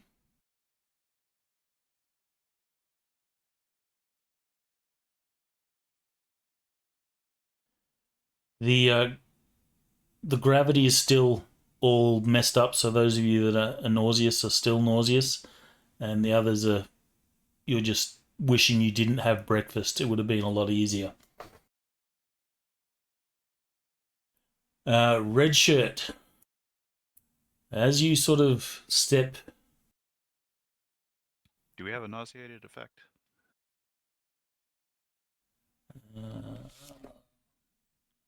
Don't think so, but I can make one. We do not.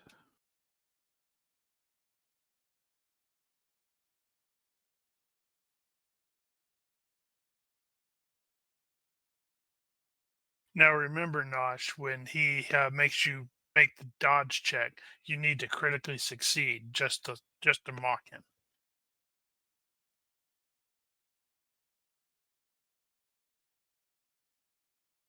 I will do my best. Don't hate the dice, just love the stories they tell.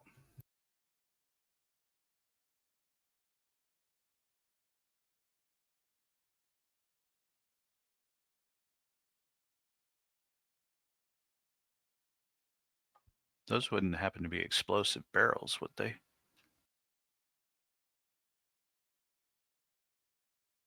No, they're not. So who was sick? Those might be.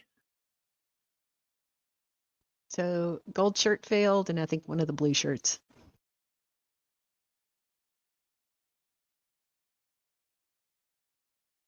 And we didn't roll for Psylocke.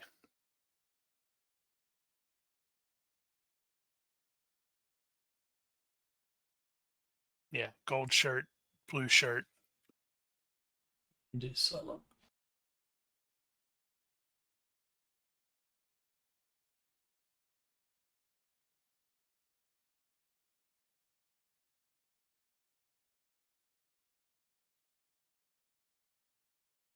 Well, he's not feeling well either.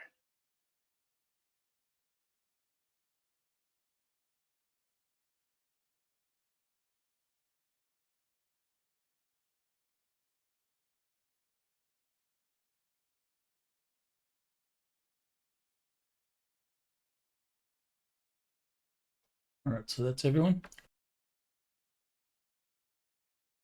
Right. Onward to death. So stepping near that round thing there on the map, it looks to be a sort of glass tube. As Red Shirt sort of approaches cautiously, actually, that's Red Shirt 2. Yeah. Yeah. So that's I'm playing Richard too, but I think he successfully passed his free fall roll. That is correct.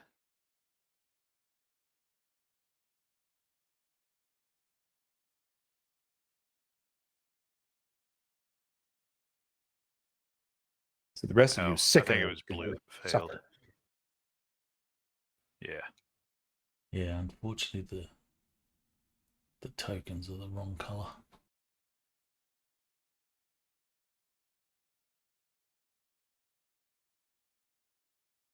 So these are empty tubes which are situated on a base, sort of raised dais sort of thing, or plinth-like thing.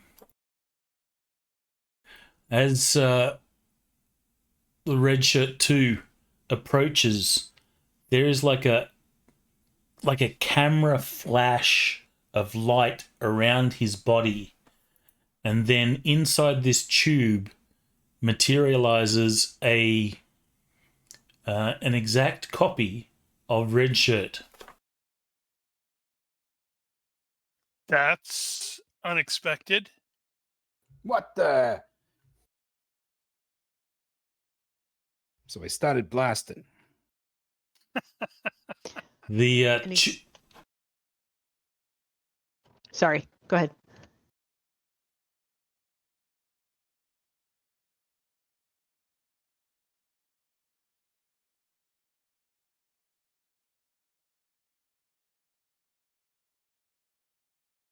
Did we go dark? Nope.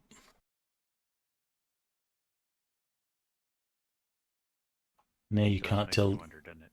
Now you can't tell the difference.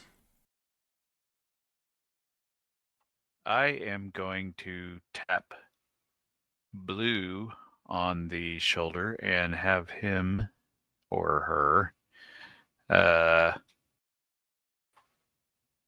scan with the medical tricorder.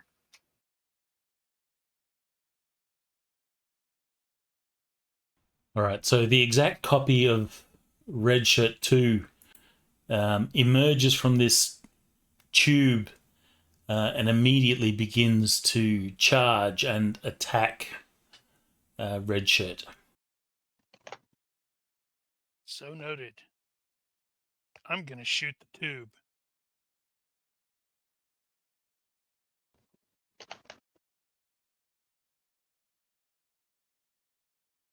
But Boy, will that fail. sure looked worse. But will fail to grapple.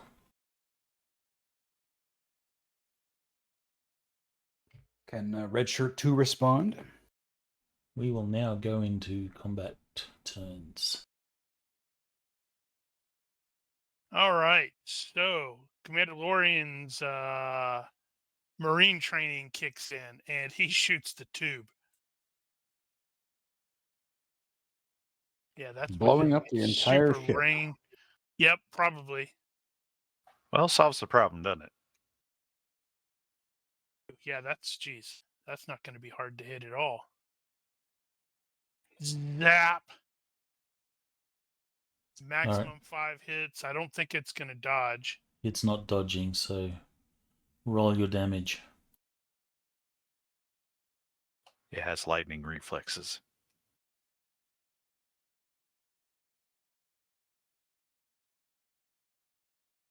The tube will explode and sparks shower everywhere. And because gravity is all weird and stuff, the sparks just sort of, some float and hover in place, some fly to the ceiling, some drop to the ground like rain. Does make you wonder what that would look like.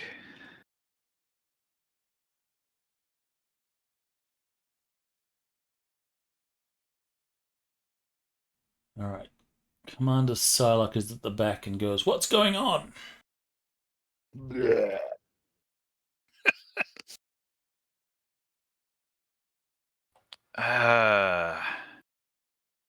Yeah, I'm not in a great position to contribute here. Just start open firing.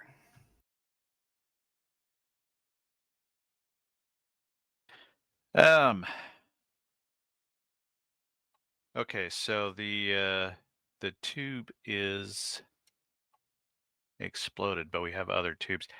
How close did blue get or red get before the copy happened.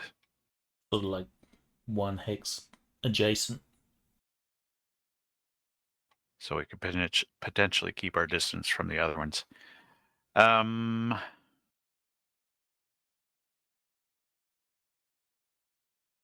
think Darzan is just going to advance here and hopefully make himself useful in a minute.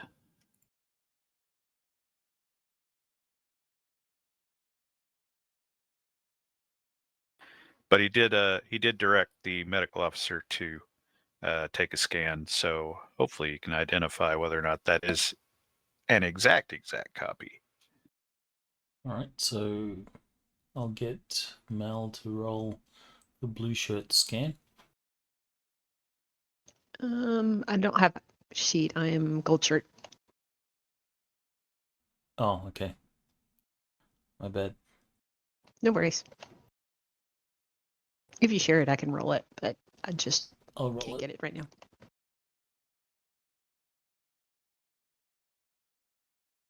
Naming these red shirts.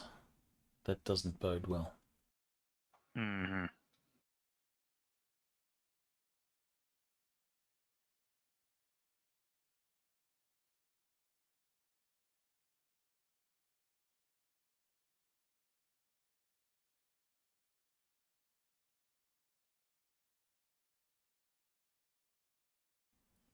The blue shirt will use the medical tricorder, and I think it's +4. +4. Well, it's +4 to a medical skill roll.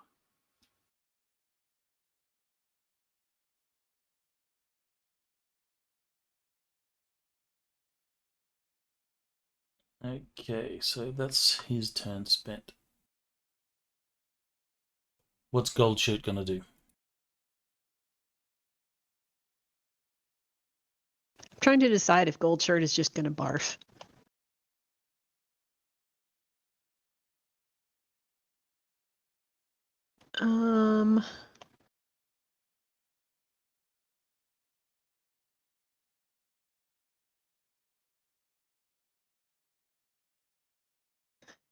I don't see anything that would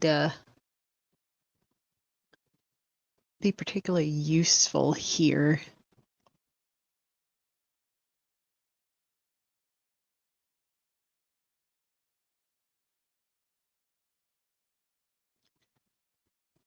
So I think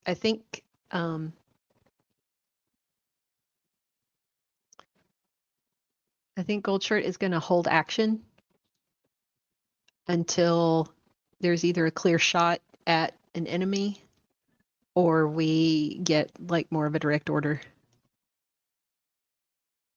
Give me a perception roll.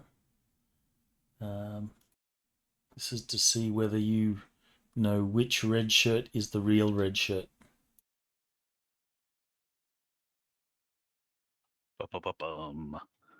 Nope, fail by 2.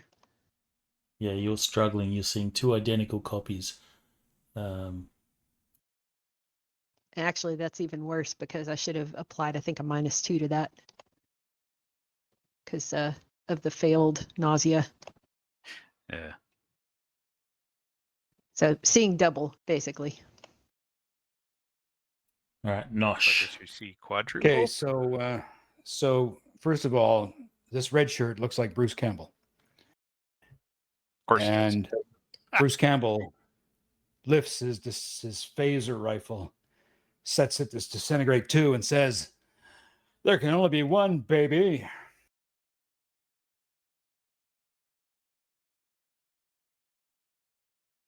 And you rolled another 18. And it blows up in his face and kills him. Oh no! Awesome! All right, roll classic again. Bruce Campbell. That's a classic Bruce Campbell. That actually is. That's totally his luck. You need to roll again for malfunction. Ah, yes. Do they Okay. malfunction? Yeah, they're confirmed. If you roll another critical, then they malfunction. Trying. Yeah. All right, so you will disintegrate part of the wall behind, and bits of wall will now begin to sort of float around the room, unsure of whether it should go up, down, left, or right. Watch your fire. The red shirt copy rather aggressively takes a swing at himself-ish. It's There's a complicated. successful hit. Red shirt. Well, he's going to try and dodge.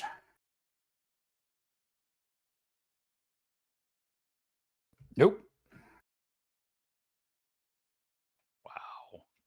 This is crap damage. Ooh.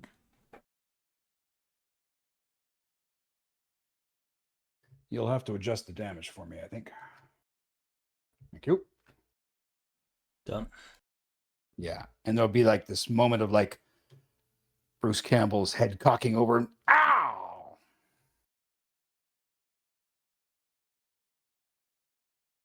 Oh, Right. before your turn.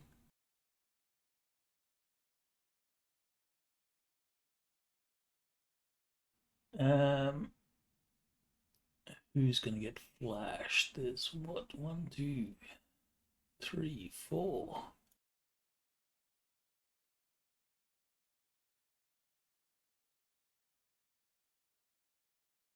Wow, another red shirt copy. But of course, Bruce Campbell. Can't have enough of Bruce Campbell. Will suddenly materialize and burst forth from the. Did that copy? Yeah, what happened to the other one? There we go.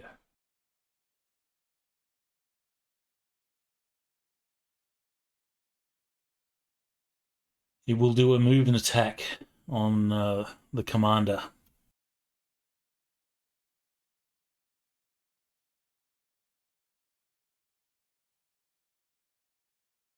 Failing. Whoops, sorry. Now it's your turn. Right. All right. So apparently, you have to fight red shirt number 3. Since so he is gonna do some Susmana karate. Let's see if this is gonna actually hit. Nope, I missed by 1.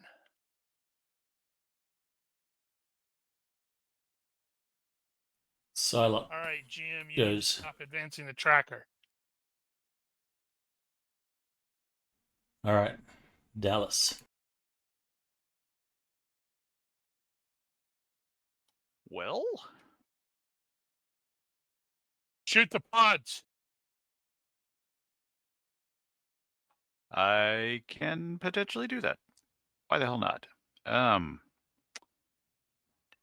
I will take a step here. Is the so that pod in the middle was destroyed? Is it still obstructing, I or used is it disintegrate more or less too, quote unquote so disintegrated?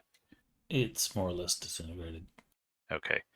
Then I will target that one.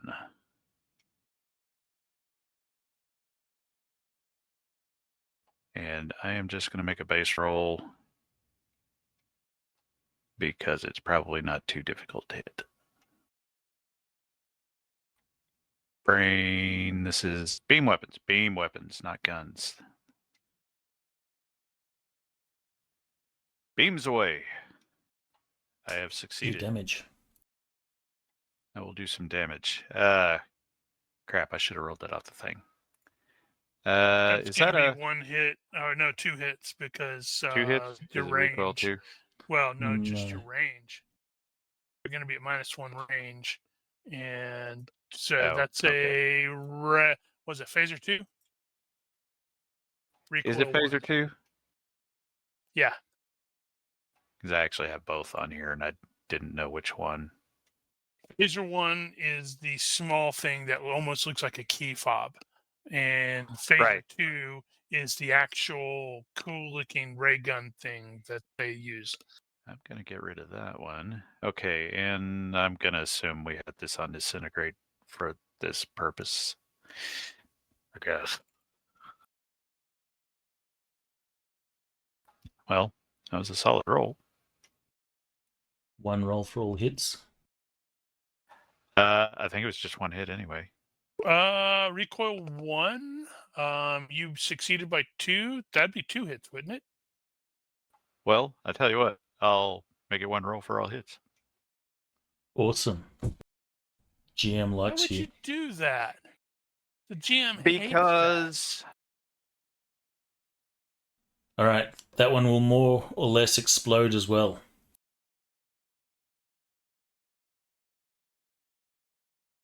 And it'll send more sparks and shards, some glass and stuff flying around this room, unsure of which way it's supposed to go. now, The did you room- say that gravity was completely off in here, or is it just weird? It's weird, it's all over the place. Okay.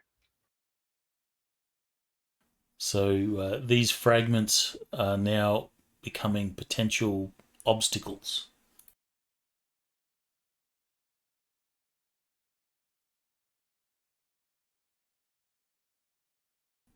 All right. Advanced tracker.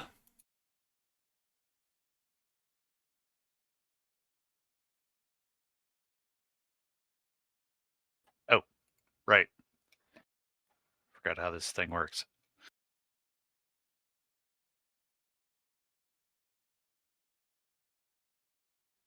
All right. The blue shirt will finish his scan and he'll say,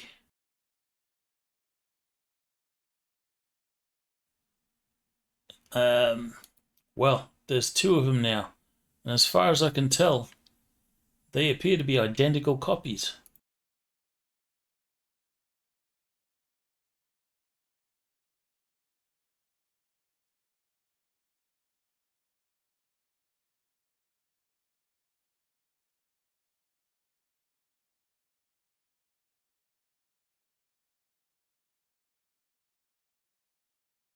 Mel, what's your gold shirt doing?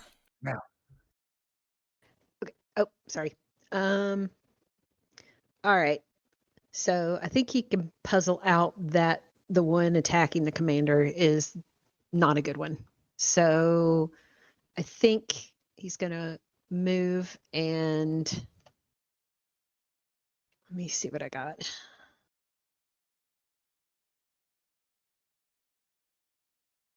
Just gonna step over there and spin a fatigue and punch.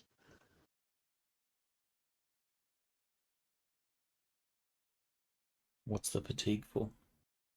Because I had to move 2 hexes. Okay. Just getting rid of the penalty. Go for it. And take away 2 from that, so it's fail. For the nausea. All right, red shirt Nosh. Yeah, the guy looks quickly down at his gun and says, cheap Federation equipment, and tries to fire again. Is it wrong that I was desperately praying for another 18? Of course, it wasn't wrong. Do your damage. Excellent.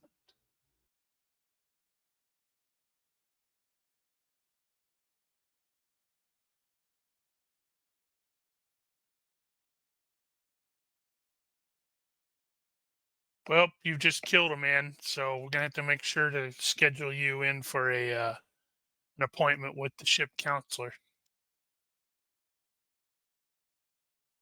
Not only have you killed a man, you've just You killed killed yourself. Also, you've killed a Starfleet officer. Oh no, that's also a court-martial offense as well. Nobody copies Bruce Campbell.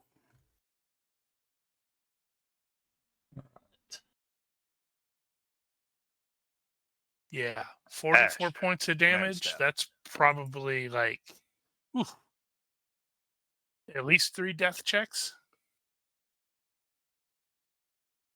Whoosh.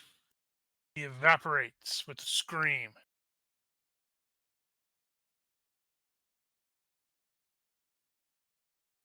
Alright, this guy is going to punch.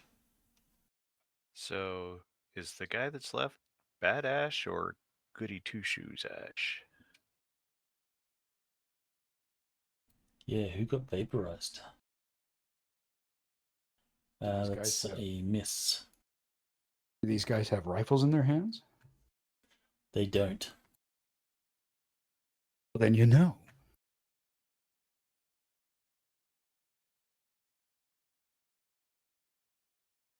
All right, let's Hang on, karate this hang guy. on.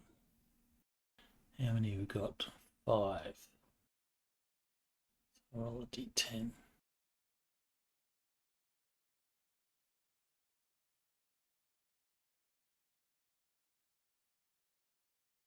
Damn it. Is it Ash again? Or Bruce Campbell's? No, his name is Ash now.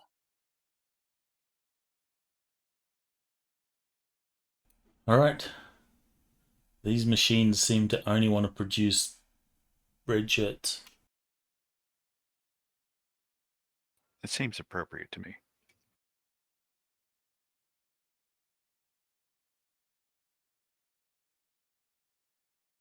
Just a move and attack. Oh, that's a hit.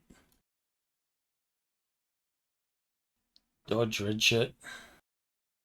Ash. His name is Ash.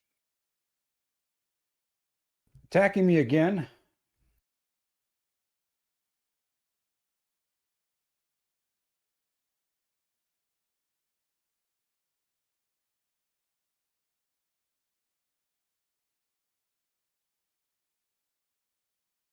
One point of damage.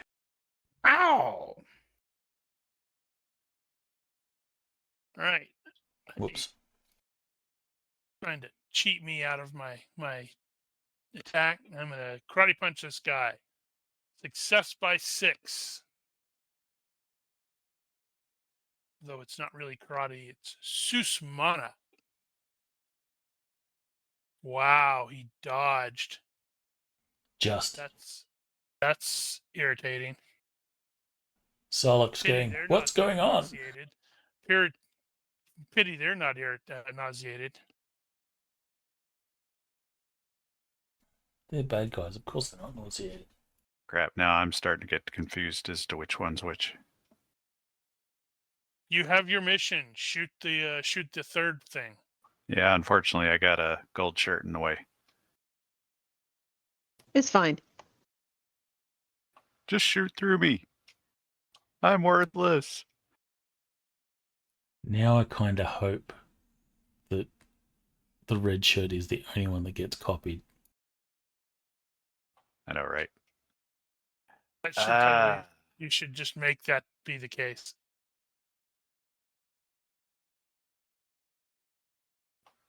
I honestly don't know what to do here.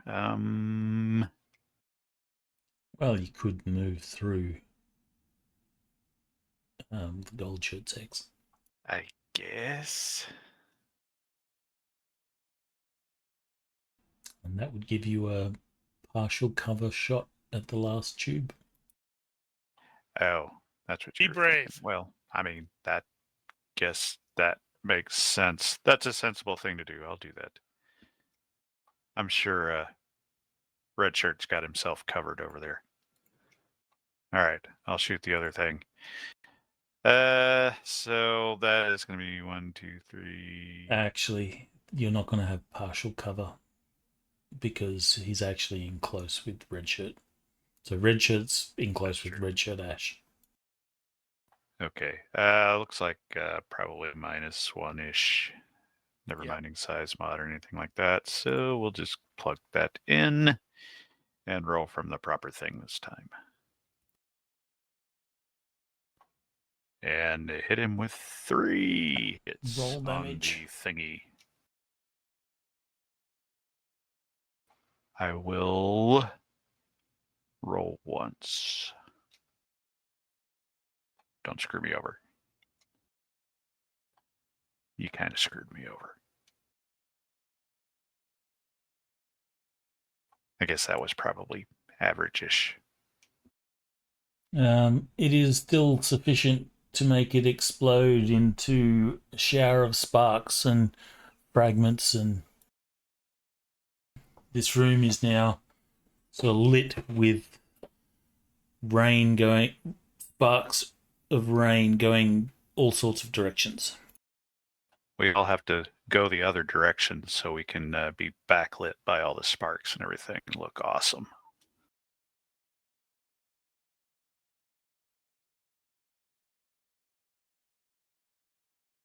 Advance the tracker. Damn it.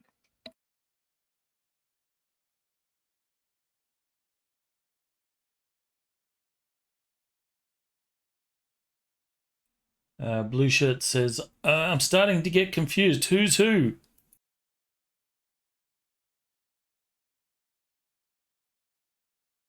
The one with the phaser is ours.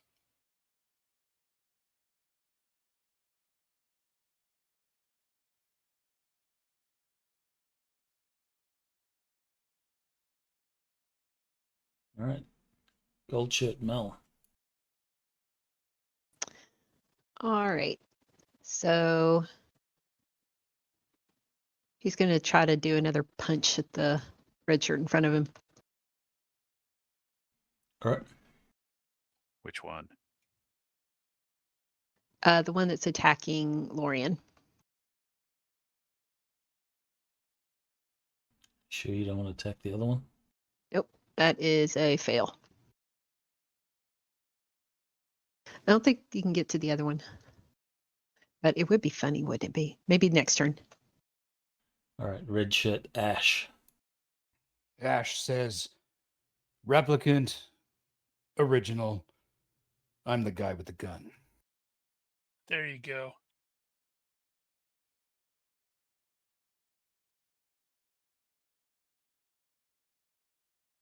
Pew. Do your damage.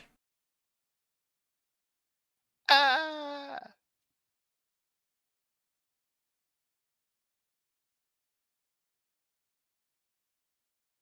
All right.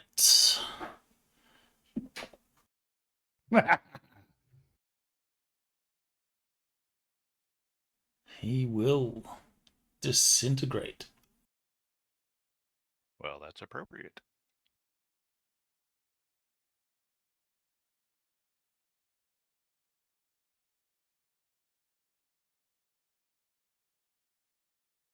Now, which one got disintegrated? Was it Ash or the other one? The fakes didn't have They should have been. guns. They should have been wrestling over the gun. Then you really couldn't tell. They were totally wrestling over the gun. Good idea. This red shirt is going to attempt to grapple the gun of Lorraine. That's a fail. All right. No more appear. Success by 0 on the karate punch.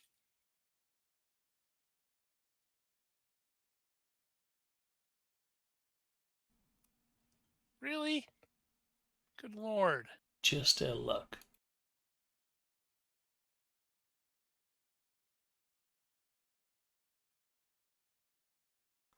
Dallas. Yeah, I was just thinking. I don't remember the phaser rifles well enough, at least the TOS versions, to know if they'd be good for a.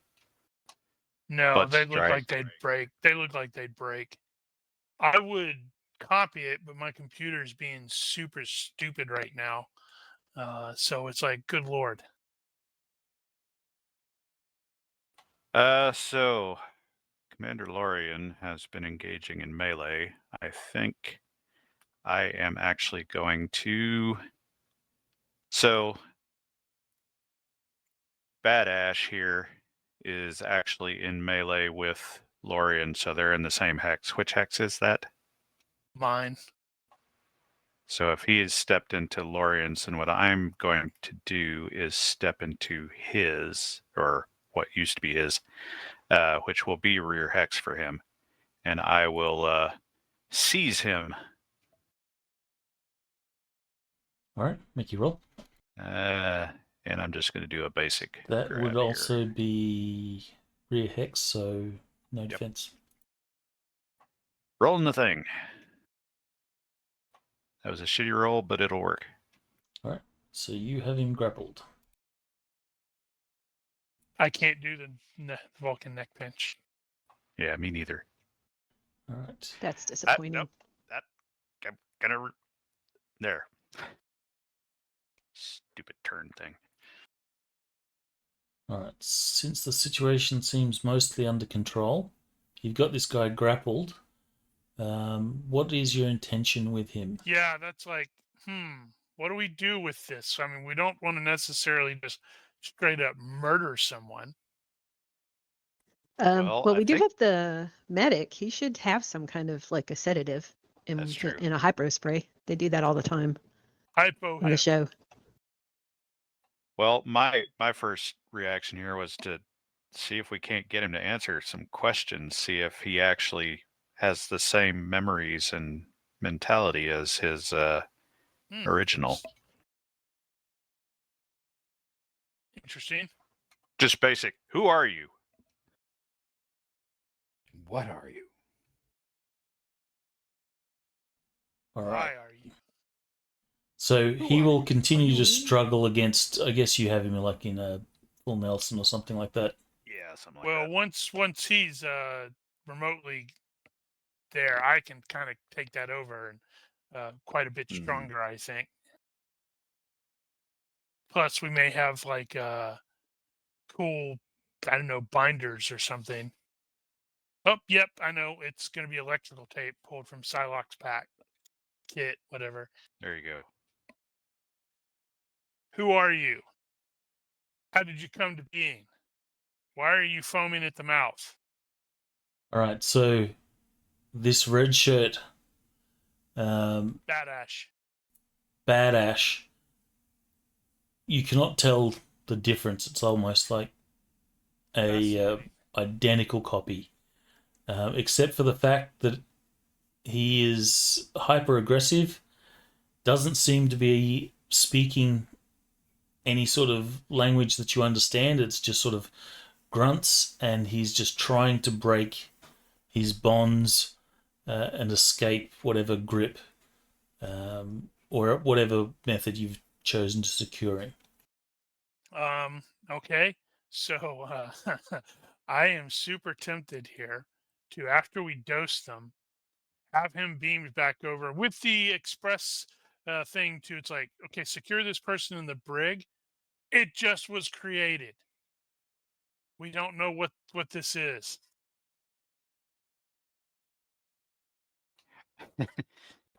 It is not. It is not Security Officer Ash. It is. I was gonna say. A cloned immediate replicant of Ash.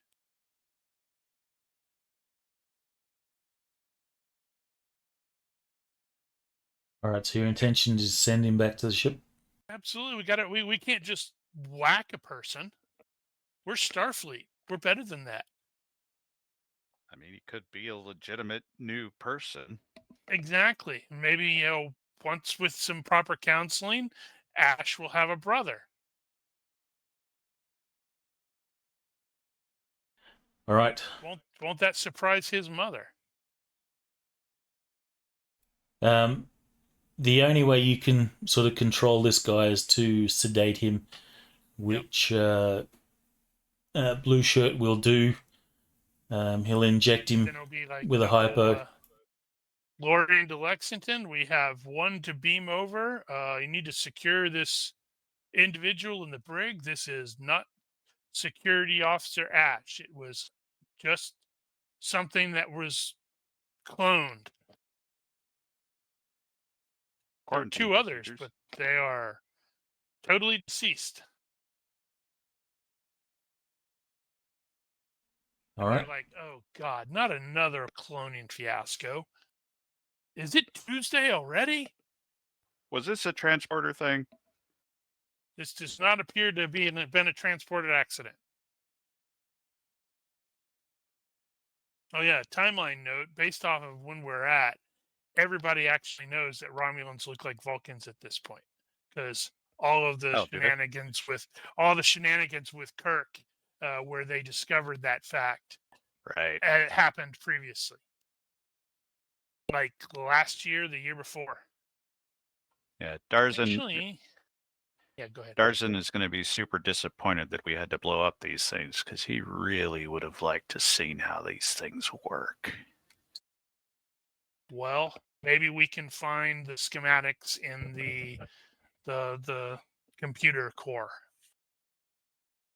All right. So you send him back to the ship and then continue on your way.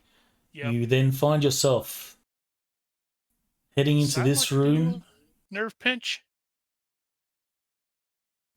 I'm not sure.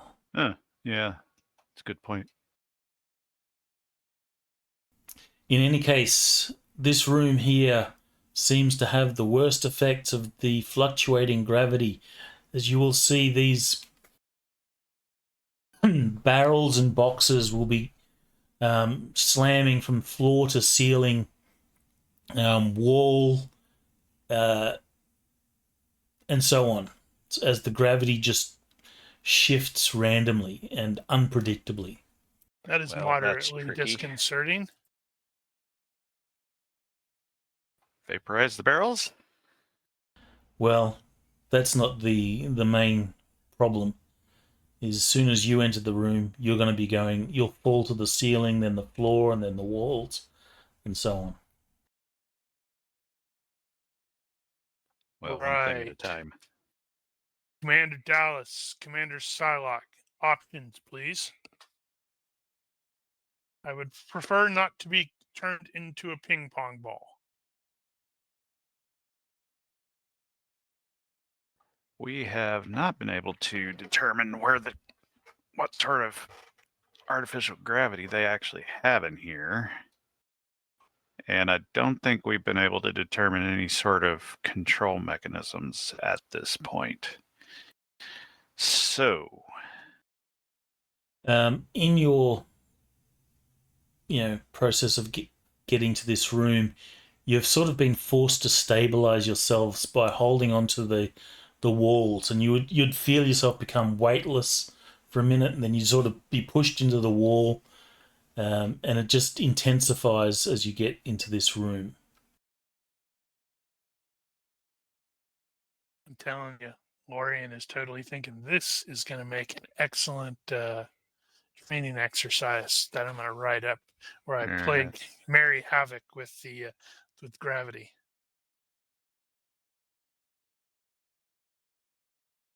well, I guess the you could player give doesn't have me any an IQ roll. idea how one would science the shit out of this part. You could give me an IQ roll. I suppose it could. I'm going to give you an IQ roll. Once again, There does not appear to be any obvious solution. You're looking around. This is gravity that's controlled elsewhere, but you figure that by holding onto the walls, as long as you can hold your position and hold between gravity shifts, you should eventually be able to move along the walls and past this obstacle.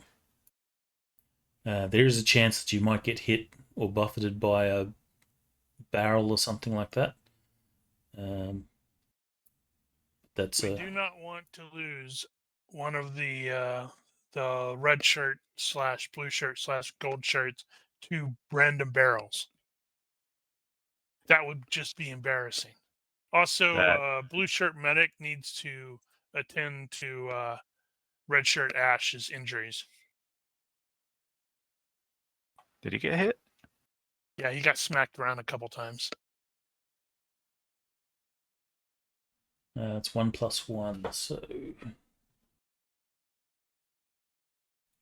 points.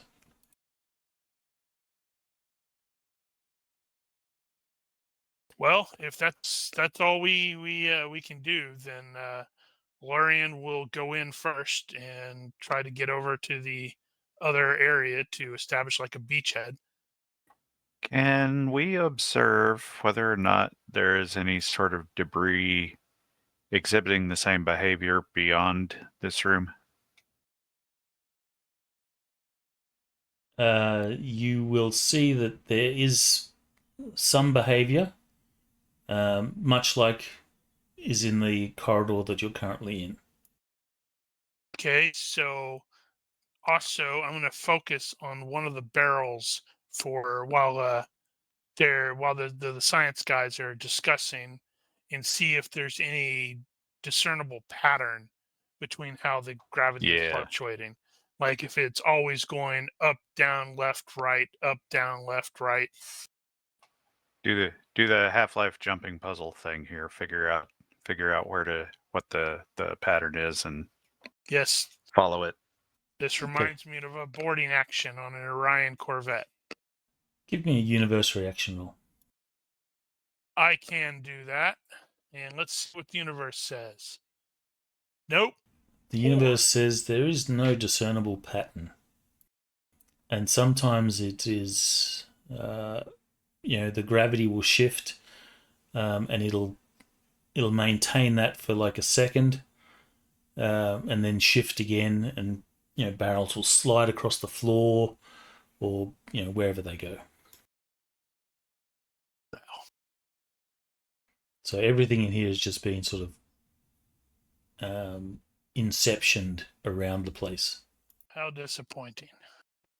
Well, Nothing to do it but to do it. it looks like it's going to take 2 seconds to run across. And during that 2 seconds, there will be some shenanigans.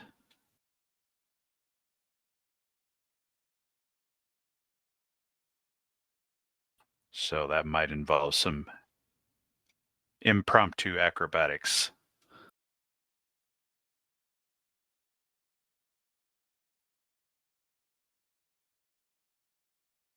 Moving out. Well, let's see how the canary does. All right, so you wait until the down is down, and then you make a break for it. Yeah. All right, so down is down. What I'm doing is I'm using a D6. On a 1 is down. A 6 is up. Yeah, you could just make a table. Could just make a table. Actually, let me just do that. If you have that written down somewhere, you cut and paste it in there and import the table. It's easy, just do this. He's like, shut up, Giger. It's all going to jack you up. It's all going to go, all this stuff's right onto you. That'd be about right.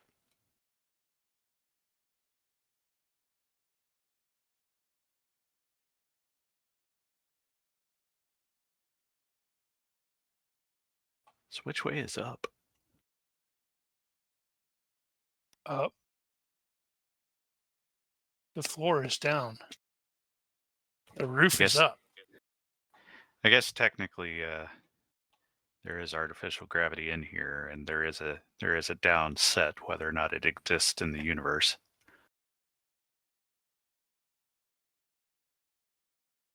I am curious to know how this happens. Damn it. Cackle, cackle, cackle. That's easy. All right, so Yep. Down will be down. So I'll get everyone that's entering the room on this turn Or are you doing it one at a time? I think we do it one at a time. All right, so on Lorian, on your next turn, down is still down. That was easy. Making sure that we're not about to get jumped by the dudes from that from someone aimed from that direction. We will Who's have next? you pass on what you see over there first, I suppose. If it's not worth going over there, it's not worth going over there. It seems the gravity situation seems to diminish the further you get away from this room. Much in the same way that it sort of increased the closer you got to this room. Some sort of medical facility, I believe. I see another door. Right. Tap red shirt. Ash. Excuse me. That's Ensign right. Ash. He's got a name. Wait for the All next right. down and have at it. So down arrives. How fast do the red shirts move? 5, I think. Probably 5. All right, so red shirt. Ash, you can move 5. Oh my god. It's totally not going to be the red shirts that's going to get squished. It's going to be the gold All or right, so the blue. next turn you can move 5 again. Okay. So move 5. Yeah, so basically, if each of us just Damn it. waits for the down, we're going to have one roll in the middle to find out whether or not we get screwed over.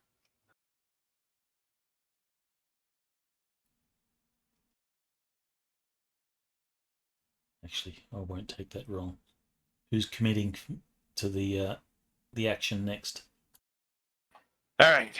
I think I'm going to go ahead and go. Yep, move 5. This is not my most athletic character. Okay, so wait for down. Go. 1, 2, 3, 4, 5. All right, hit me. Up. So what does that do? All right, That so means the floor is now the roof, and the roof is now the ceiling or the floor. I will give you a dex roll to grab on to the something on the wall. If you succeed, then you can make a strength roll. If you succeed, you hold yourself until the next change. Or you have to hold your Well, each change is a strength roll. how about if I just roll with it? If I feel it going up. I guess you could acrobatics it. I do have breakfall. I don't Or actually free fall, have acrobatics, maybe? though. Yeah, free fall could work too, but here we go. So I have reduced the fall, which is going to, unless this room is more than 5 yards tall, reduce my damage from falling to 0. So I will be on the ceiling.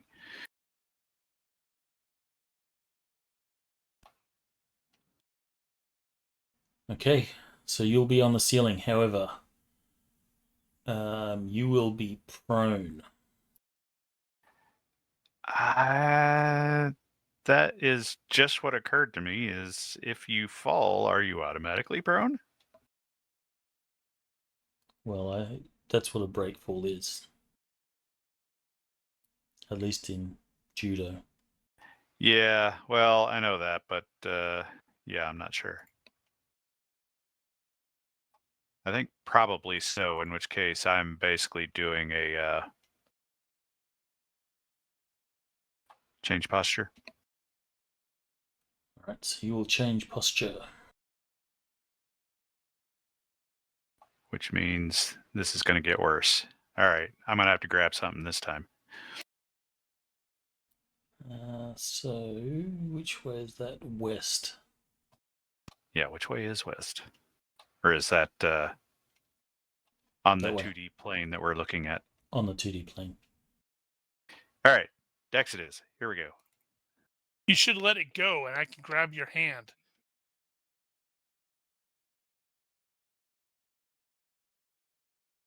One thing at Okay. a time. You will successfully grab hold of something. You can make a strength roll. Okay. And I don't have climbing, so I will use strength, which is not great. And I will fail a little. So I guess Yeah. I'm going to slip down the wall in that direction. You will not be able to hold your weight against the fall. So, But Lorian was holding And his hand Lorian out. potentially try to grab him as he goes sailing by him. yep. We'll do a penalty equal to the speed range. So his speed good would be Looks like about 5 6. or 6. So -2. Yeah. Well, that doesn't bode well, but okay. Either dex or grappling skill. Then I would have gone for judo, and that would have been success by 0. All right. You will have a hold of Dallas. Yank him in. And yes, you'll reef him into this area, and Dallas will be fine. Who's next? What an invigorating exercise. All right, Mel. Is AFK. She's hiding from Oh. the dice. Sorry, I'm back. All right, so you can move 5.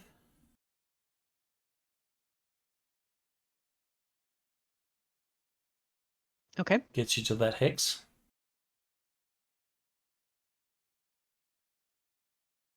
Time for And you to then the get GM squished. tries to screw Oh, you. yay. 5 Yep, goes she's going east. So you can make a dex roll. Oh, and Oh, he's nauseated. Just- he's nauseated. So I think he has to also make a health roll. And you're -2. Yep. So subtract 2 from this. Yep, that is a failed dex roll. Does have fit. So that adds 1 back, I guess. No, But not, in this not for the case. dex roll. Not for the dex roll, but for the health roll to not vomit. Oh. No, yes. So that was about a 2-yard fall. That's a 2-yard fall. Where's the simplified table? Action 2 is typically where I go for that.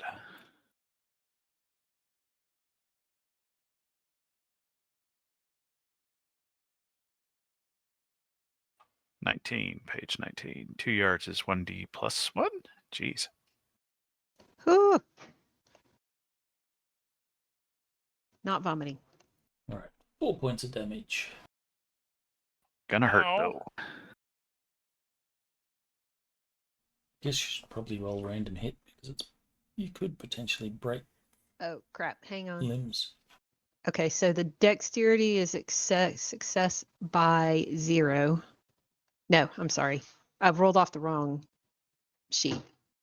I just need to close out Dr. Jones. So that's a fail by 2 for being nauseated. A fail by 1 for nauseated. Okay. Because culture Crap, is that a means 10. retching. And that is an incapacitating condition, I believe. Yeah. On a failure, you vomit 4. 25 minus health seconds. Treat as retching below. Retching.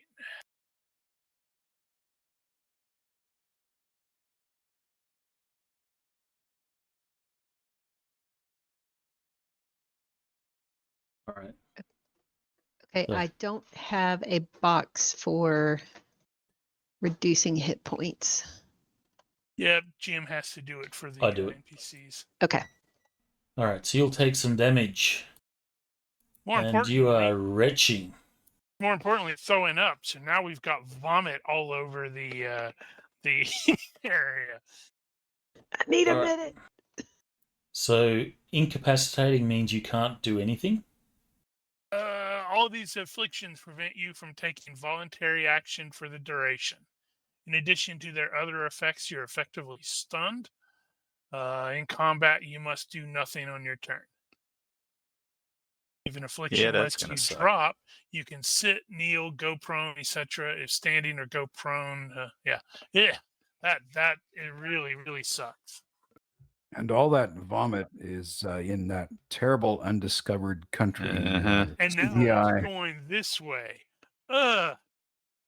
One, It doesn't even two, look three, like real 4, 5. blood.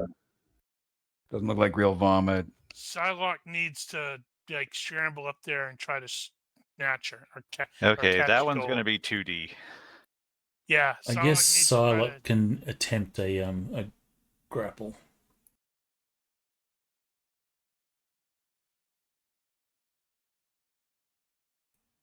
Was Psylocke retching?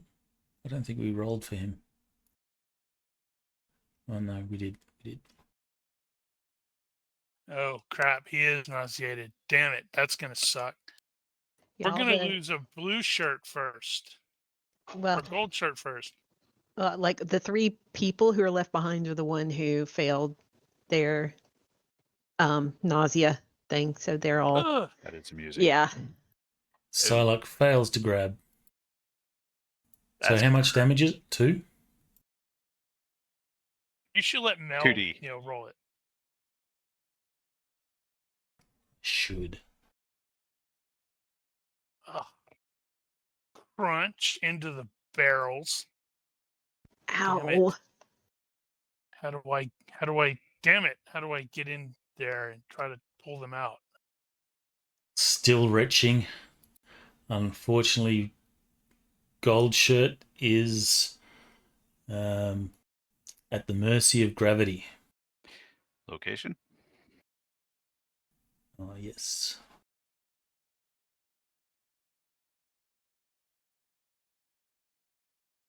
Oh god. Again? The abdomen again? Yeah, I think that's going to be the lower back probably or something like that. So, which direction was the next one? Up. Up. So ceiling. How tall is this? So I think I'm gonna have to damn it, I'm gonna have to get over there. 5 yards. Free fall to get to the ceiling.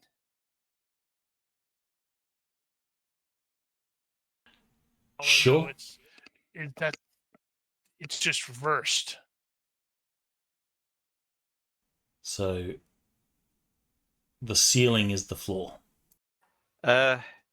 Check Psylocke's gear. He may actually have rope or cable or something like that.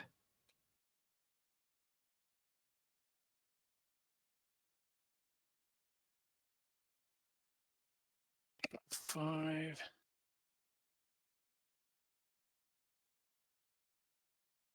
He doesn't have anything on his sheet. I think you applied injury to the wrong NPC. No. Yes. Actually, Gold Shirt.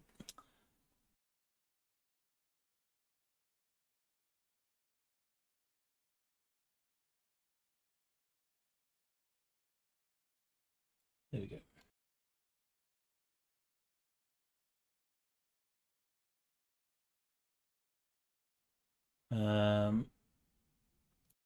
Okay, so moving along the roof. Yep. Plan on trying to get there and seize that person and hold us both down.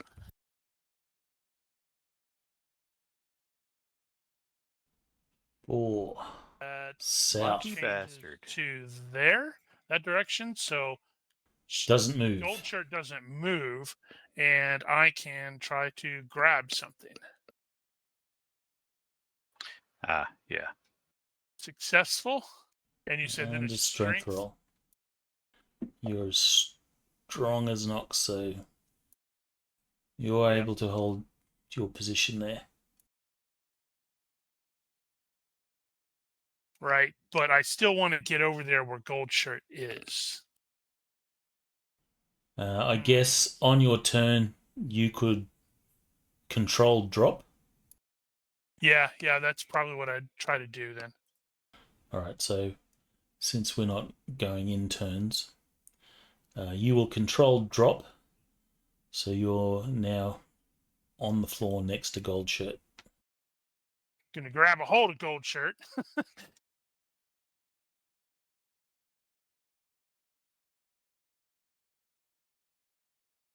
One hand and grab something on the wall the next time. Let's see what happens Well, you'd next. sign to be there, kind of be there. Okay. Oh, how lucky.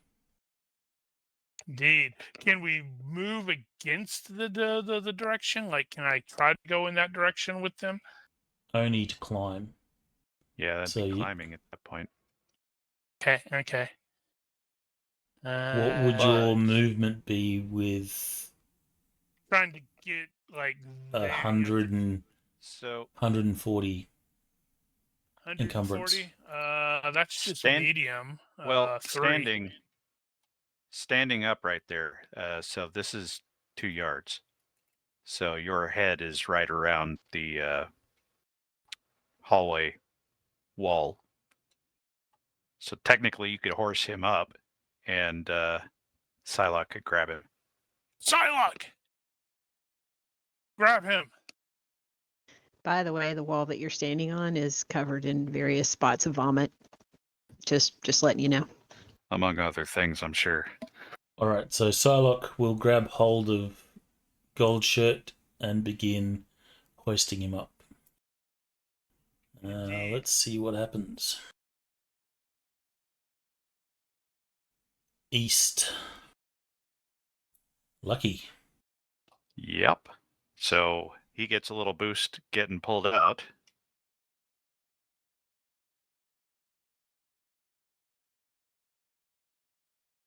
Okay.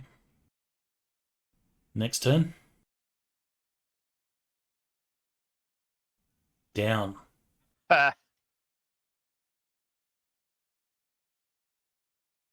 Right. Scramble over there and have the blue shirt immediately start attending Gold Shirt's injuries and looking around trying to figure out a better way to accomplish this now. We need cable of some sort. Uh-huh. Or I am actually some gonna way to look on turn this off side. this gravity. So, Ash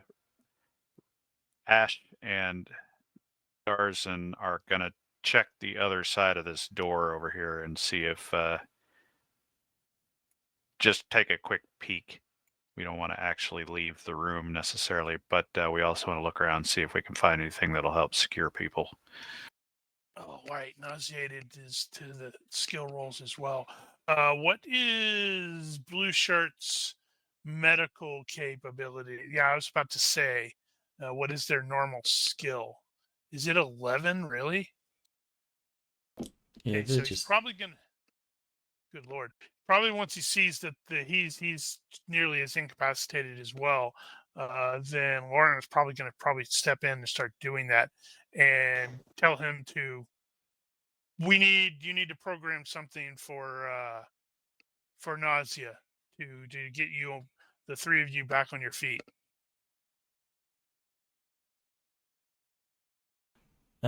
Give me a universe reaction roll in the box, please. Who? There's no box, and also I'm calling shenanigans on Giger for not changing the dice tower to a Starfleet swoosh. Oh, I totally forgot about that. Do you not see a box? Yeah, I just sent it to you. It's not a box, it's a dice tower. It's a triangle. All right, so give me a perception roll for Dallas, please. Ah, Oh, is that you wanted the reaction from him? Oh, yes, actually. well, Then you I need did to make the ask. reaction. Sorry. I thought he was talking to me and I rolled it. No, Dallas, you give me the universe reaction. Yeah. Did his suck? No, it's indifferent. Cold and uncaring.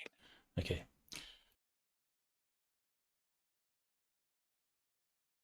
You are looking around for a way to see if you can affect a better way to traverse this obstacle. You will use your tricorder and see that there is some high voltage power conduits that are behind a panel in this wall. You guess if you disable those, you might disable the gravity generators in this room.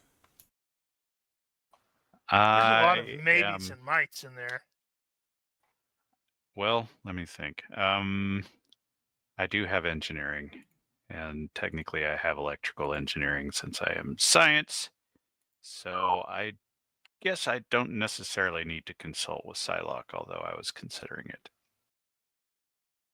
So I will attempt to disable the electrical grid or whatever.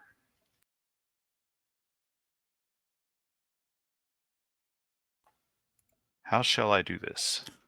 Roll your mechanic. You have a phaser. Mechanic? Yeah, mechanic power systems would be the most appropriate.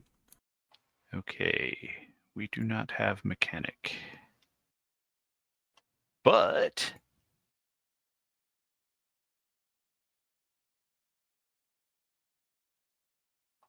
let's see. It'll default to engineer -3, I think.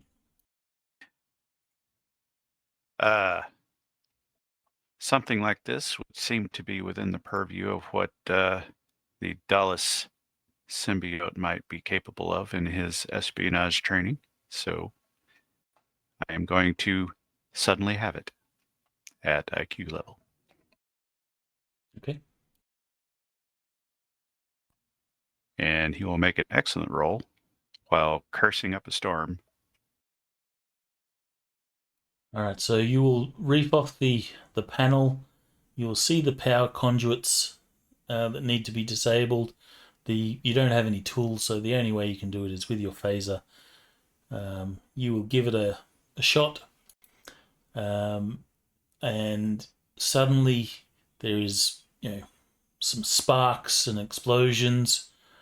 Everything goes dark, and everything in that room will fall. Actually, no, will just begin to float. No longer shifting around. And Ash will be momentarily confused by the fact that Lieutenant Commander Darzan suddenly says something like, damn useless kid. All right, I'm taking over. Assuming control.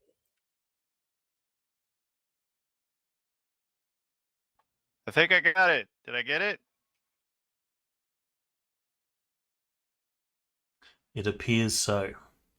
However, everything is dark now. One Good problem. thing we have flashlights.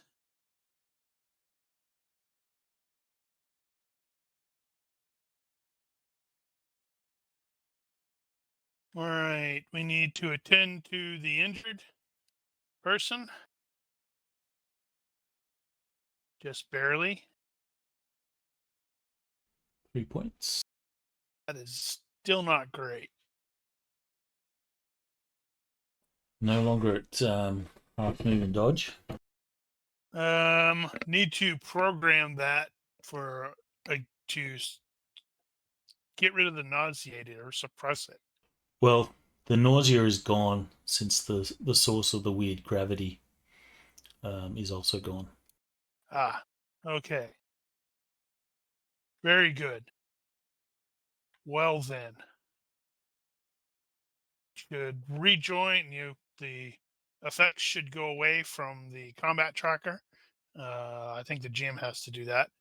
And then everybody rejoin the other guys to continue finding the giant whatever thingy it is that we're looking for.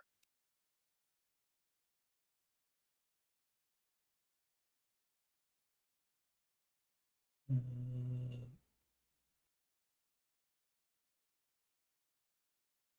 think there's actually a way to remove all effects.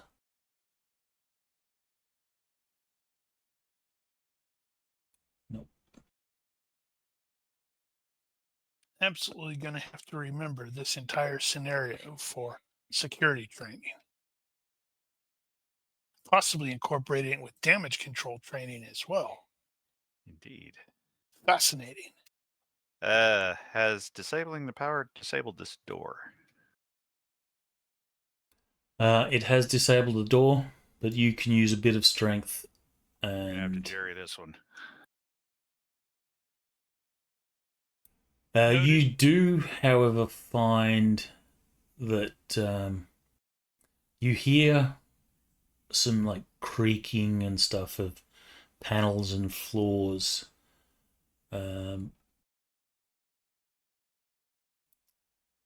Which is a little unsettling, but nothing seems to sort of eventuate. Maybe bits of the structure are settling or whatever.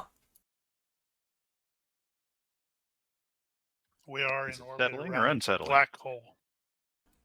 Before long, you will get closer to the source of power, and you come to a large reactor chamber. Don't tell me is- it has people stuck to it in a bunch of blue goo. No. Think of the 6 to be reactor in what's it? Return of the Jedi. So there's a big chamber, and in the middle of the chamber is this Big. massive reactor. Off to the side, you see a room which you imagine is the control room. Logically, I would consider that to be a control room right there. I think we should go look.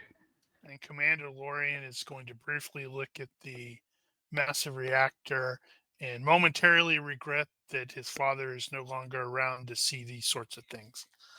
So he would have loved to have, gotten in there and opened it up.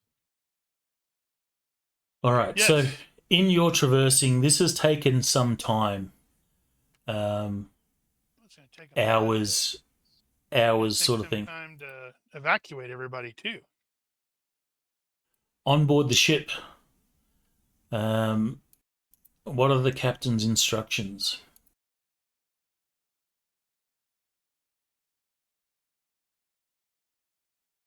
Yeah, well, I will have had to Nosh. report in like every 30 minutes or so. Oh, yeah. Yes. So on board the ship, you're undertaking the evacuations.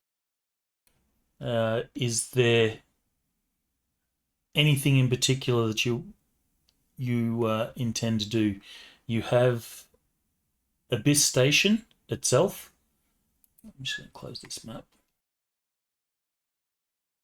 We don't If I remember necessarily need correctly, that. I failed a critically failed a perception check as I was looking to get folks on the move. You did.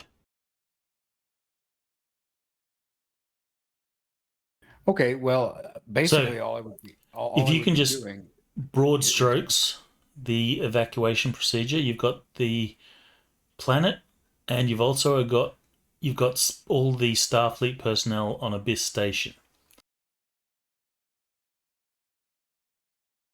Yeah. Yeah, so what is your evacuation procedure? You could begin evacuating the planet first, and then head to Abyss Station to pick up people there.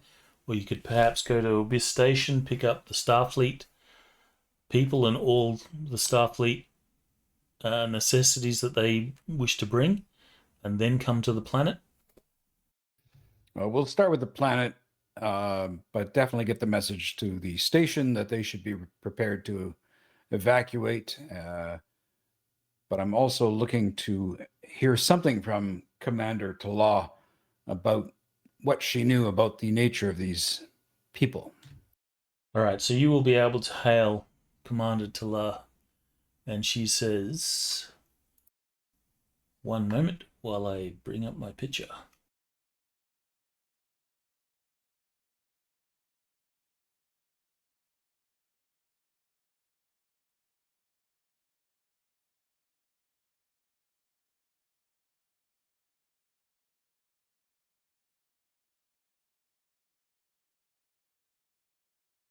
It just occurred to me I could do the overlay of the screen.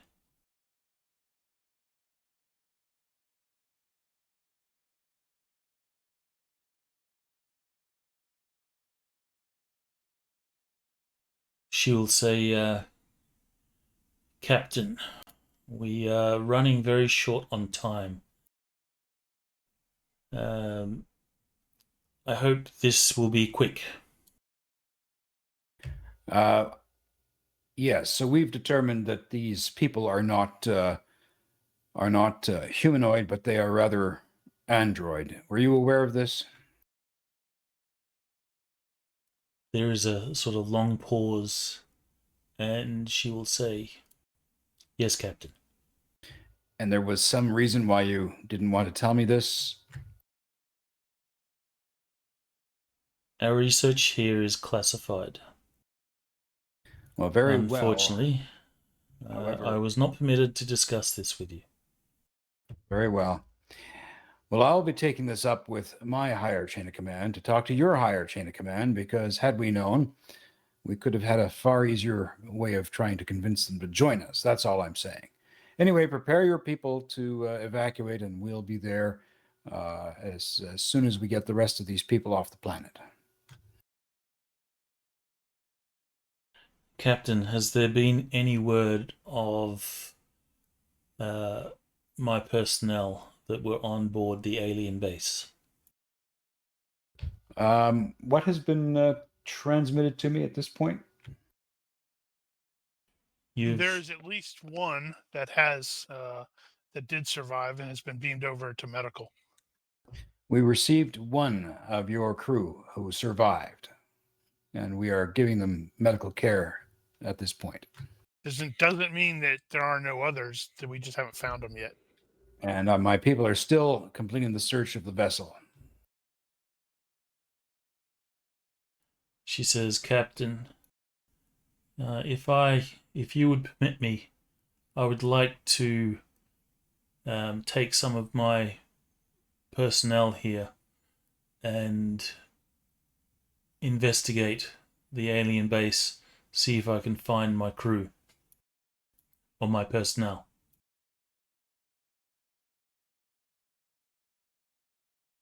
I think we have it in hand. I don't think we need to complicate matters by putting more people in jeopardy.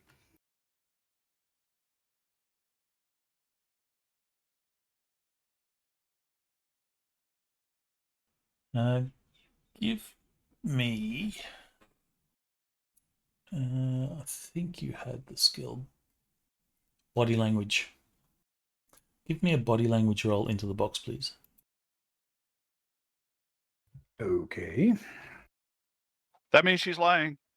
She's hiding something.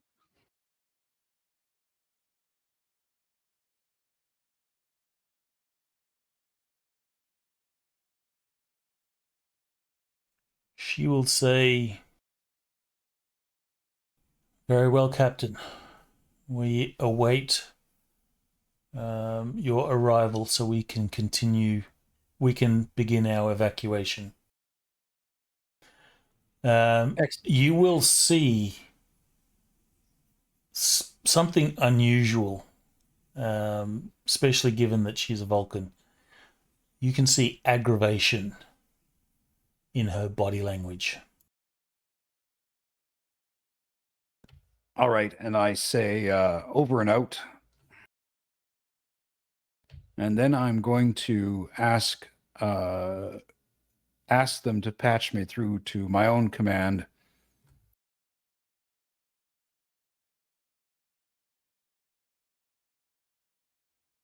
Commander want- Lorian, your comm will chirp. Wait, is it to me or to the ship?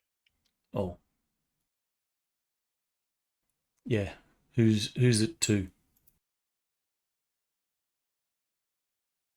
It'll be to my number 1. Right. Okay. My communicator chirps, and I answered. It's Lorian here. Yes, number 1. Tell me, do you think it's possible that our entire station has been replaced by replicants off that machine? I'm sorry. I'm not aware of. Oh, right. Okay. Now I see where you're going with that, Nosh. I was like, wait, what? Because I was thinking Lorian is not read in on the fact that these ethics are well, whatever they are. But yeah, he will consider it. He will say, it is possible, but I do not know how they would necessarily accomplish that. Well, this android that you sent over for us to analyze. Not an android. My point. Well, whatever replicant you guys sent over. Did you not send over replicant? Yes, of Crewman Ash. Yes. That replicant you brought over, you sent over. Is it possible that that alien device could have replicated an entire crew?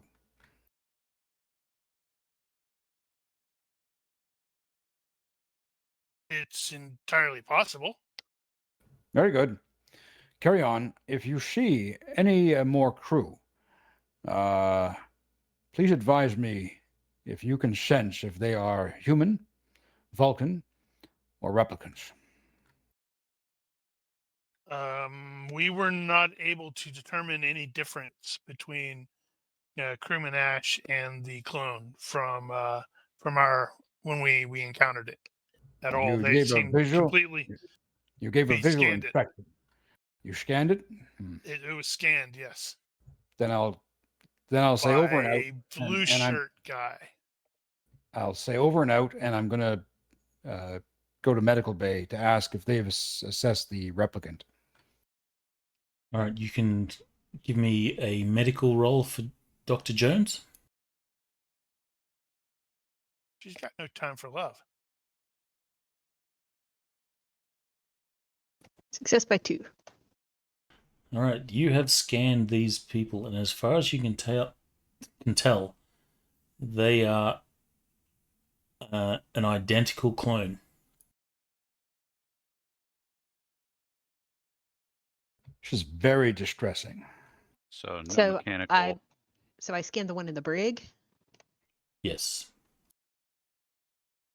Okay. So would the tricorder be able to tell me the stuff that my bioscan did? I guess you would. Okay, so success by 2. You would also learn that while they are genetically identical, the cerebral functions seem diminished. Almost like, there's no memories or anything like that there. Okay, so basically an empty clone. Empty shell of violence. Okay. Yeah. Good for Commander Ash. Easy transplants. All right, so she'll report true. all of those findings to the captain. Yes, I'm very concerned that Commander Talal would want to suddenly go over to that alien vessel. I mean, why not do that before, for heaven's sakes? Well, if you recall, they didn't have a shuttle. Ah, right. One shuttle was over at the alien base. The other one got vaporized by the radiation jet. Ah, yes, right. Okay. Um, all right, very well. I will continue to expedite the evacuation of these people from the planet, and then head over to the space station.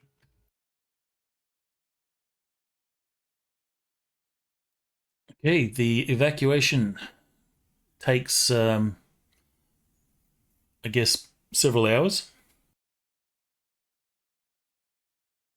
Then you head over to Abyss Station. Quick reminder to Ramius, or to the captain. Lorian did point out that once we identified the Trellium D probability, how that can cause issues with Vulcans. Ah, yes, right. Thank you. Exaggerate, or aggravation could totally be related to that. Right. Okay. Thank you. Well, all the more reason then I don't want her over there, or her people. Just gonna have to send security to stun her and throw her in the brig. All right, so you will then proceed to evacuate Abyss Station. Yes, indeed. All the Starfleet personnel on board Abyss Station, including the equipment that can't be left, or the stuff that can't be left, is brought on board. Commander Talar says, has there been any word from the alien base on my people? I have heard nothing more, but I can assure you they will keep me apprised of any developments. Tell me, is there anything else you're not telling me, Commander? You seem aggravated or agitated that I would not allow any assistance.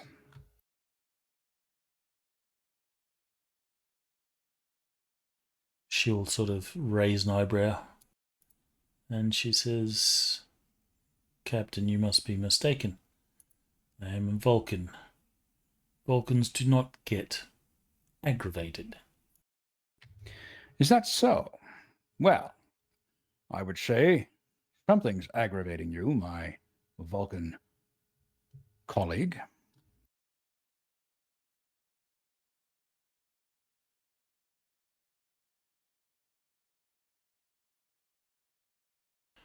You are something mistaken, you're not- Captain.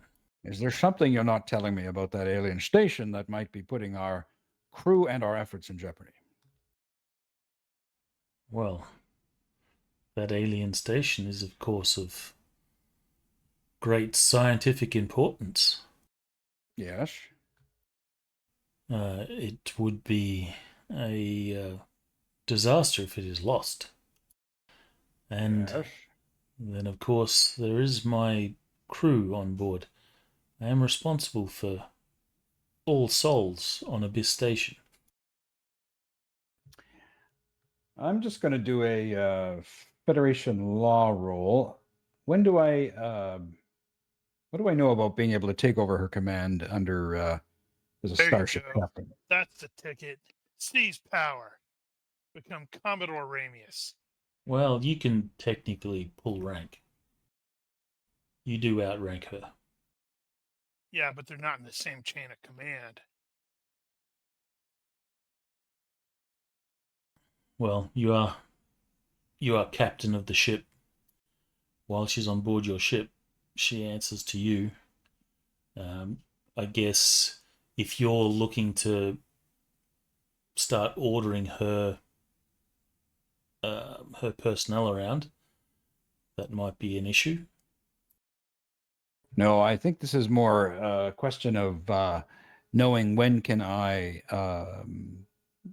in effect, simply say you're standing down from your duties. I'm going to be going up my chain of command, asking for permission to access your files because I believe you're compromised. That is a strong accusation, Captain. No, that's internal in my brain. Oh, okay.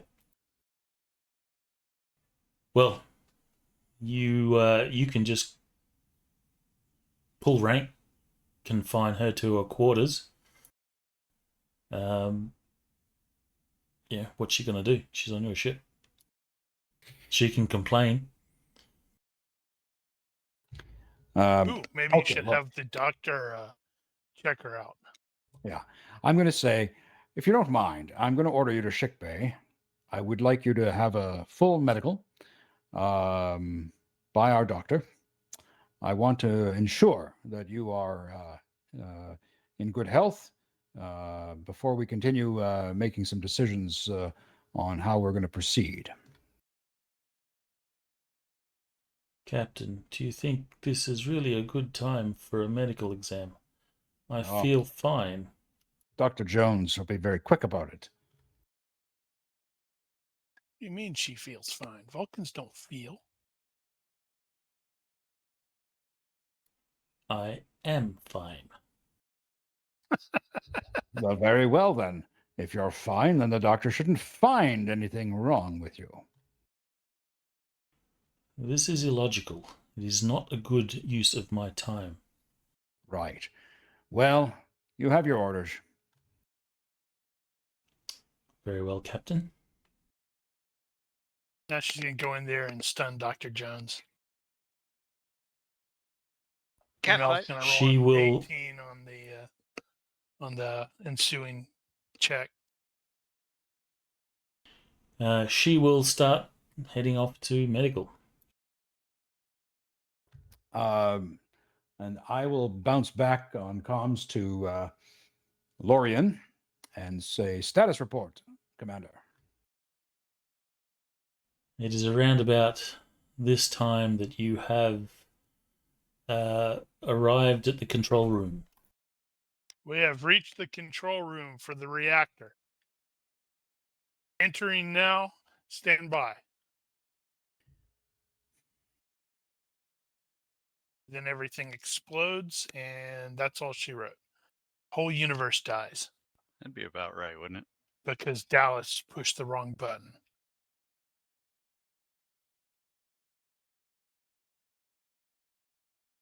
All right, we're opening the bomb case now. We should be about 10 minutes before we examine it fully. Nuclear explosion. I'm certain nothing will happen. All right, so those of you that are on board the station, the control room appears to be locked. I guess you can do a electronics op security, or is it electronic lockpick? No, it's a electronics repair security to circumvent doors. Is it repair? I think it's repair, yeah. You're probably right, which means it's probably in Psylocke's wheelhouse. It Yeah. will be. Full scan. Make sure we're being super paranoid.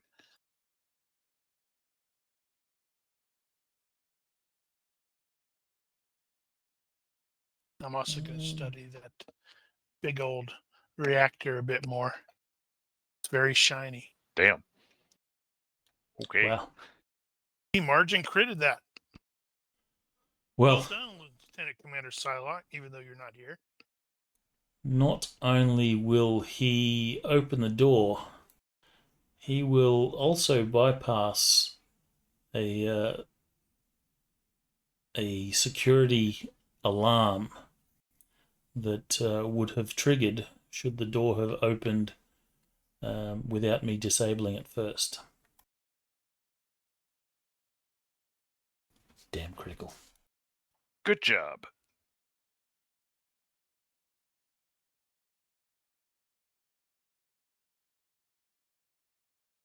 All right, so you will enter the control room.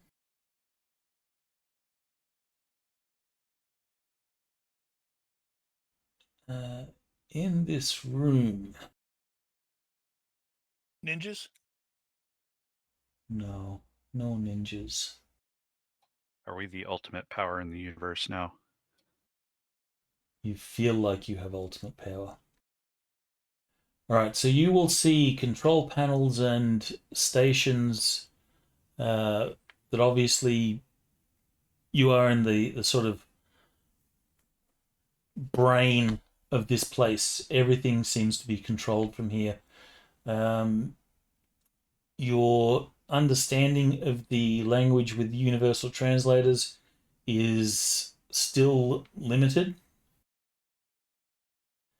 There are gravitational fluctuation pulses which sort of hit you and pass through you, and these seem to be emanating from this big control room. Would the cosmological position, for lack of a better term, of this station affecting gravity potentially be a cause for the black hole to tip over? It is quite possible. This station seems to have an enormous amount of power, or at least the reactor is generating an enormous amount of power, and you do feel gravitational pulses or gravimetric waves. I guess you can give me a science roll. I will totally give you a science roll. In the face. It'll be a tolerable one, but successful. You start checking over the consoles and panels and reading what you can read, and sort of having a look at the various displays and so forth. And you are able to come to a conclusion that this station or this base, its intended purpose is a weapon. Fascinating. Dude, it's going to generate wormholes. It's that wormhole generator that John Crichton was after. From what you can tell, the station controls the spin of the black hole and is actually capable of generating wormholes. Ha! The Wormholes or black holes? wormholes. Wow. The station seems to be active, and it is causing the black hole to spin on its side. And there appears to be a firing procedure in place. Give me a sensors roll. I got sensors. I will censor it. Barely. By 2 is good enough. You're able to ascertain that the target of this weapon, or the current target of this weapon, is a nearby system, which you would know is a Federation planet occupied by some several million souls. Right. Need to shut it down. Well, a system.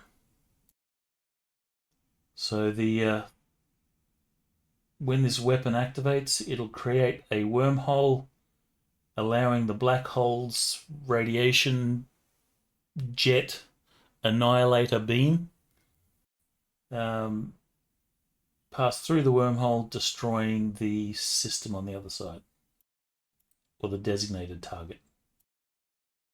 This thing is genius. I mean, it's horrible, but it's genius. Indeed. Now, how We do should we turn shut it it off. down? Actually, so is there? I'm assuming that in the process of figuring this out, we've determined it does directly reference the black hole.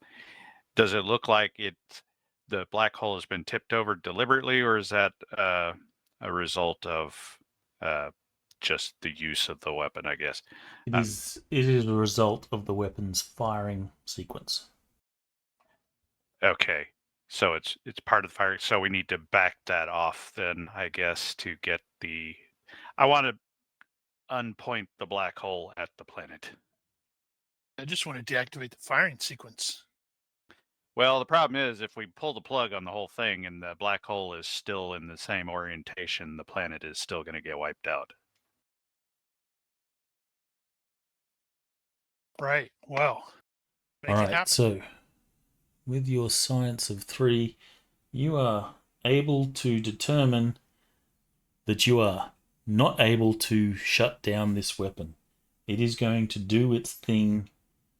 It's going to go through its firing sequence and annihilate this Federation world. The only thing that you can see that you could possibly do is to shut down the reactor that powers everything. However, I will get you to make another science roll. Okay. Well, that one was better. You will know that because this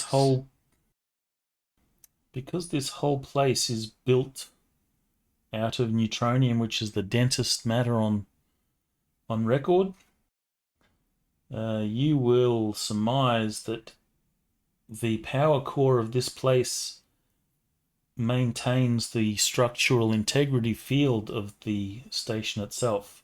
And shutting down the reactor will cause this station to basically collapse in on itself. Mm-hmm.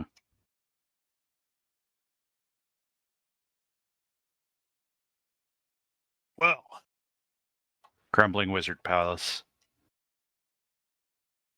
Exactly. that's fine. Initiate the shutdown procedures. The rest of you Yes, I prepare don't to see evacuate. Don't see an alternative. We should probably send a warning about that other planet just in case we fail. There is no failure. It's not an option.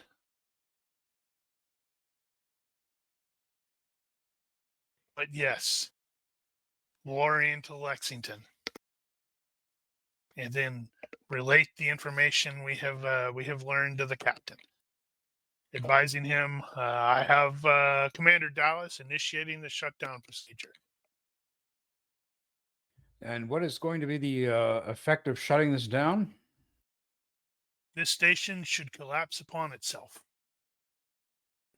And what threat will that present to the planet and to our station? It shouldn't pose any threat, but it doesn't eliminate the existing threat. Okay. Very well. Proceed. Proceeding aye. Totally assigning the people to the injured to start preparing to evacuate while Dallas is doing his stuff. We want to download also, if possible, download any information we can for future study. Yeah. But if that's going to take too long, then that is, shutting it down takes precedence. Well, we got myself and Psylocke here for that, so we should be able to handle we've it. got at least one blue shirt who's, granted medical, but I should clarify. You could probably shut this thing down safely, but that procedure's likely going to take days. Unfortunately, you don't have that time. Yep. And Right. that is what I will testify at my court martial for not salvaging this thing. It is about this time that, Captain, your comm chirps. Captain here. Captain, there appears to have been an unauthorized shuttle launch from the Lexington. Damn it. Tala. Medical Lock is Tala phasers, there. fire.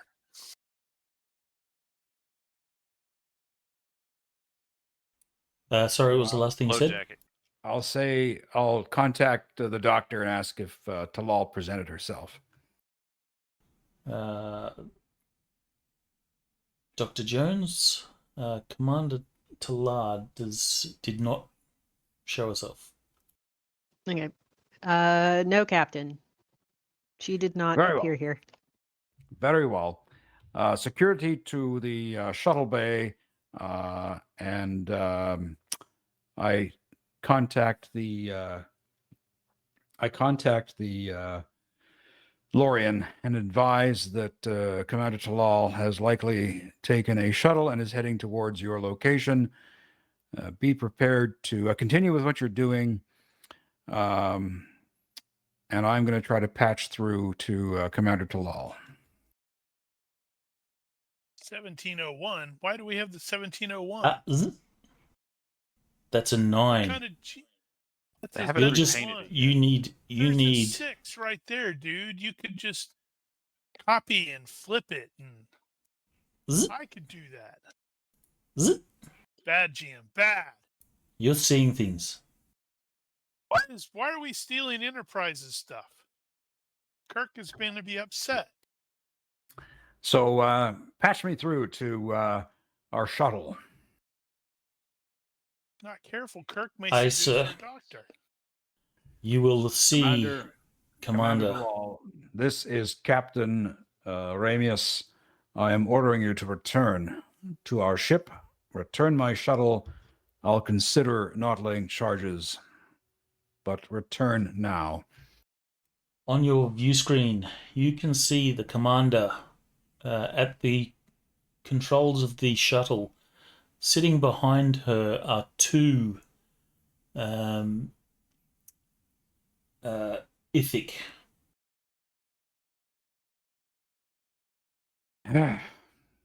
Do I recognize them? You do not recognize them. Pity you rolled a critical fail. Yeah, Commander Talal, what is going on? Commander, I believe we have an opportunity here. I am not sure if you have been briefed, but the station is a weapon. I know this.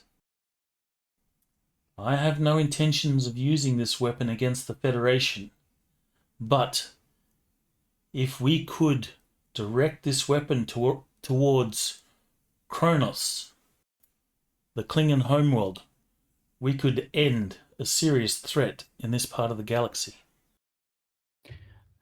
Commander Talal, this is way out of the bounds of your orders and my own. You will return that vessel to my ship henceforth, and you will cease and desist from heading towards the alien vessel. But Captain, a station with this ability to create wormholes, it could allow Starfleet to explore the galaxy within a matter of years. We cannot let this station go. Commander Talal,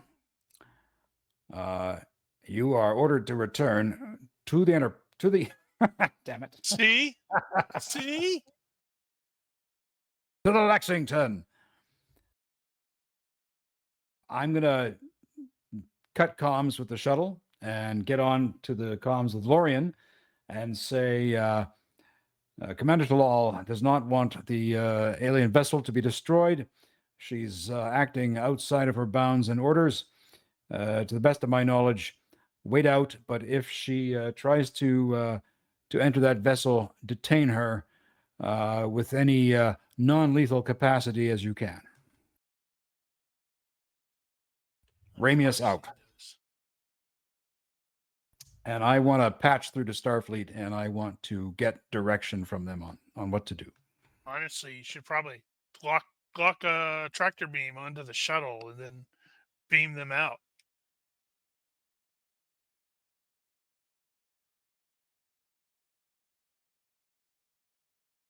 No, They I have want you to that. have some fun at your end.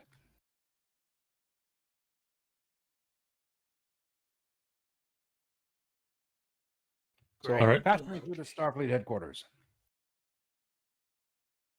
All right, you are patched through to Admiral.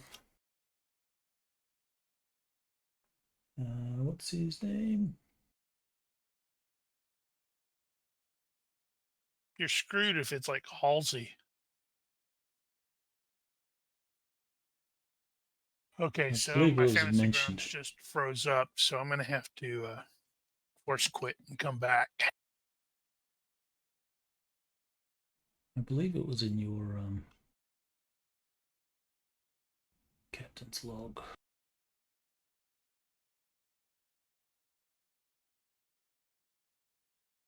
No, it wasn't. One second. That's good. Take your time. I have to restart because my computer's completely fucking stupid. User disconnected from your channel. Bloop.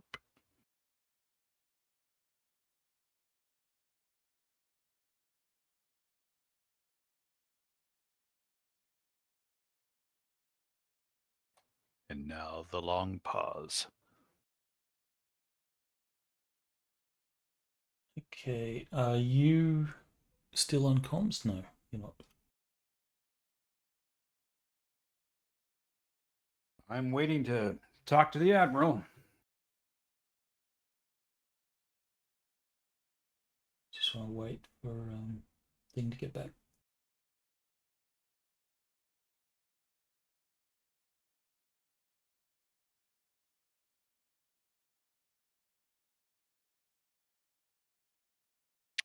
Seem to recall when you cut out like that, it has problems reconnecting sometimes. I think that's only when you're still in the list. Ronnke, did you see the User crew joined your list? channel. I did. So now we actually know what all the positions are. We could actually go through and name everybody. And then they'll all have names. Yeah, they're not allowed to get character sheets though. All right, are you back? Certainly bloody hope so. All right, so And it is. everything just sort of crashing on me, and they're like, "What's going on?"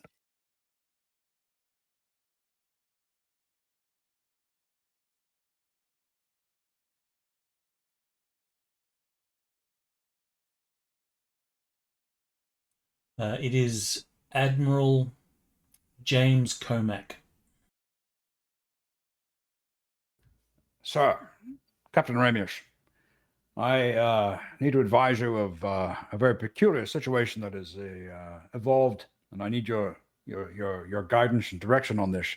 And then I will just simply relay everything to the Admiral as I know it, and ask him what he knows of Commander Talal and her orders.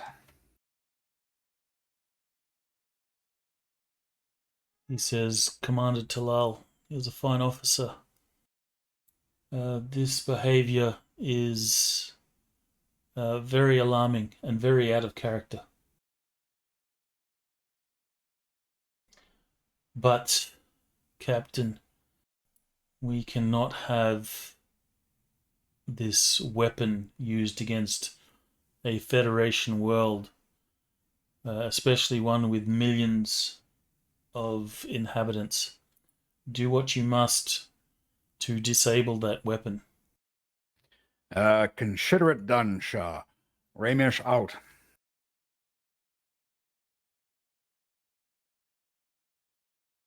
All right. The screen goes out. Okay, so I patch back over to Lorien.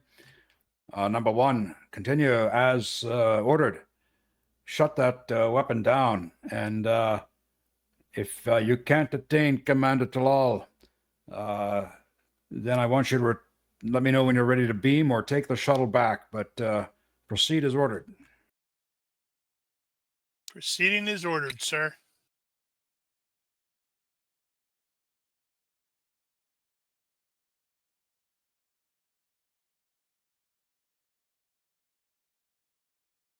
All right.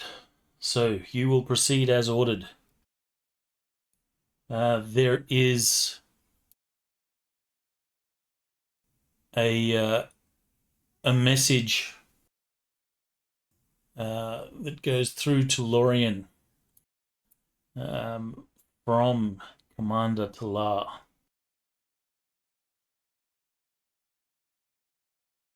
Do you respond?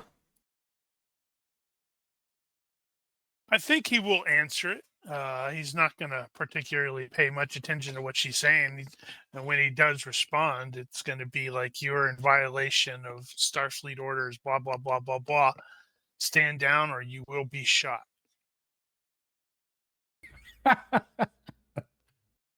She says, well, she basically says, I can't do that. This is an opportunity to rid ourselves of the Klingon homeworld. I have on board with me 2 Ithic whose memories have not been affected. They know how to control the station, and we can shut this down and control it for ourselves. Your logic is flawed. Have you considered the fact that you are acting irrationally due to the trillium that is being emitted from this this black hole? She raises her voice angrily and says, "My logic is not flawed." Thank you for proving my point.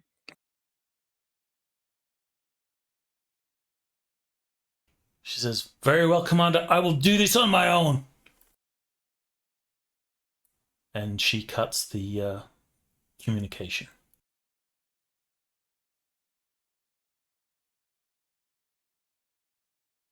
All right. I do not think she has respected your decision. Trillium D has a terrible tendency to significantly alter Vulcan's processing. They can be highly aggressive. All right, so you can give me a science and an inventor roll. I'll roll for FX. Right. From where we're at as well, since this is like a reactor room, are we able to get like a layout of the entire station? You are. If you had time, there is data that would be very, very valuable to the Federation. Advanced tech, but unfortunately you don't have that time. So sad. Yeah, well, in this case, Indeed. I'm mostly trying to identify where the threats are going to come from. So I'm going to make a tactics check. By 9. Wow. All We're right. breaking the mold now. You will see that there is a... this is the main control room. It controls the reactor. However, there is like a bridge control which controls the weapon itself. Okay. You're able to see that sensors, the station's sensors, will show that a shuttle has landed.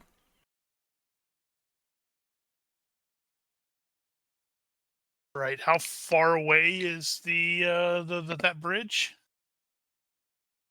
It is far away that you could get there in the speed of plot.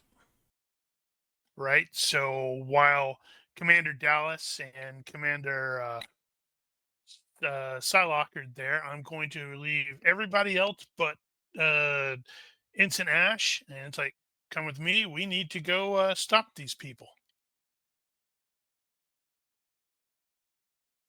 And we're going to try to ambush them along the way. Excellent. All right. Will you start off to intercept these people? And it so happens that you will. However, you are surprised to see that Commander Talar has 2 Ithic behind her, and there is also 2 of the security robots with their leg. I'll share the picture of the security robots.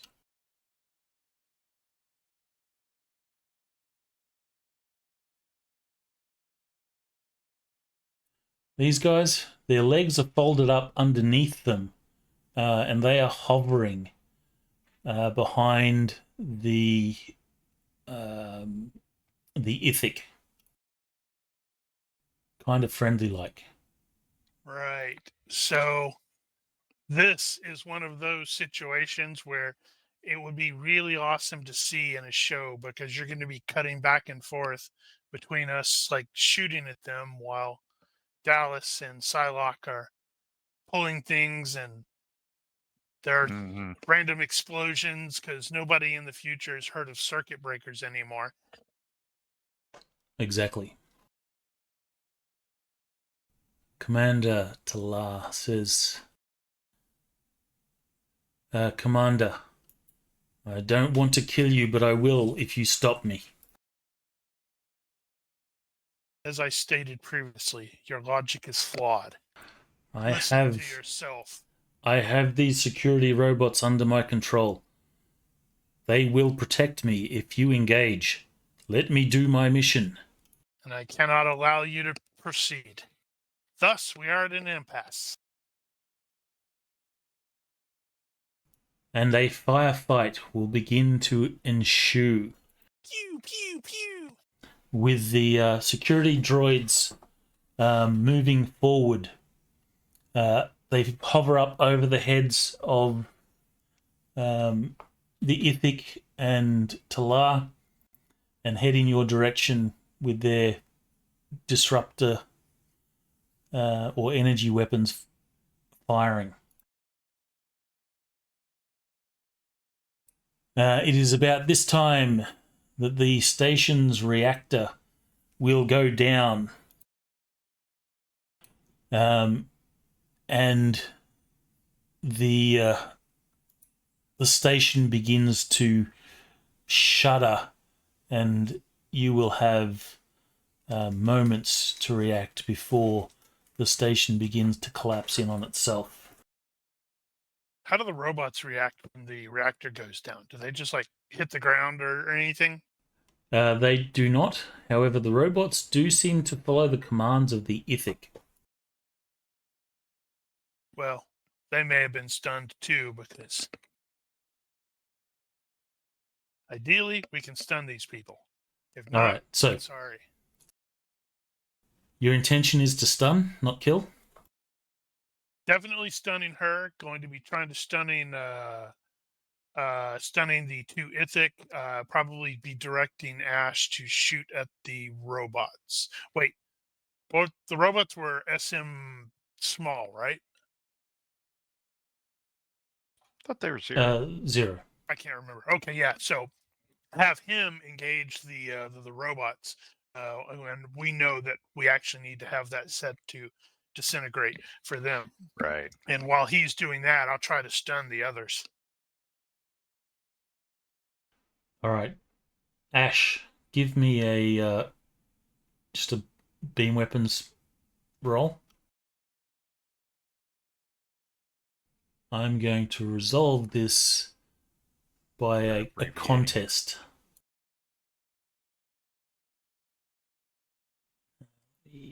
Drop it in the tracker.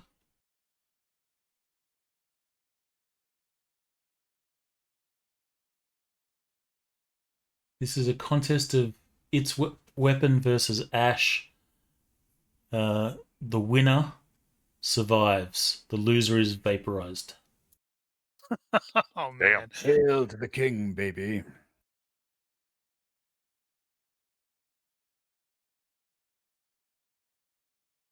Does he not have luck? Nope. Well, inexplicably, he's going to be there the next week if he dies. Damn it! Good job, Ash. Of course. So one robot is destroyed. Ash manages to survive. Perhaps has some phaser burns. Talar is going to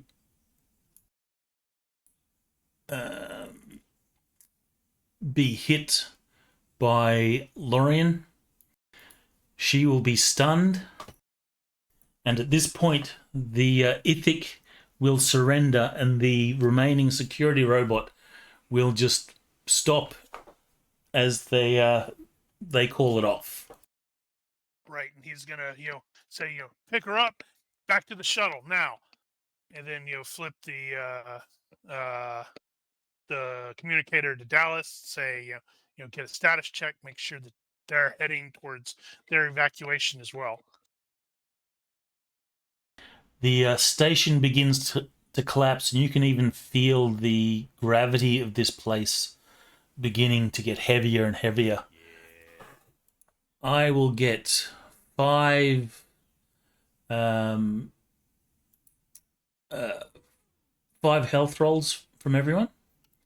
You need to succeed more than you fail. Can you reshare Gold Shirt? Sure. And Red Ash. Thank you.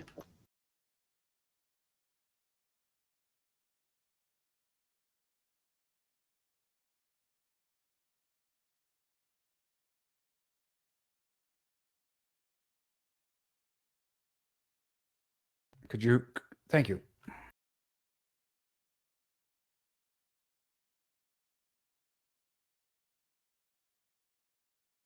Lorien only failed once, so. So Lorien is able to escape. Yeah.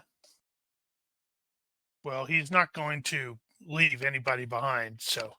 And I assume that you're grabbing Talar. Yes.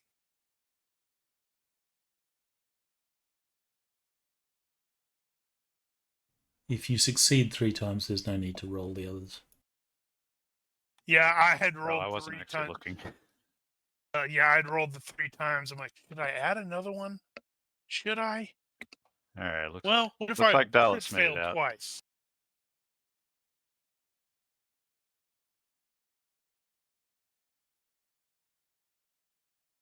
Come on. Need to have one of you guys die.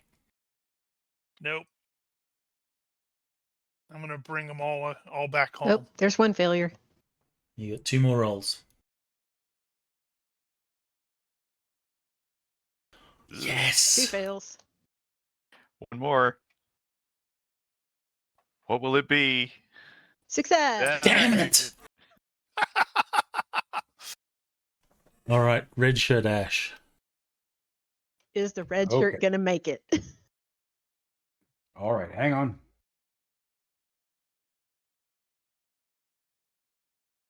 Unbelievable.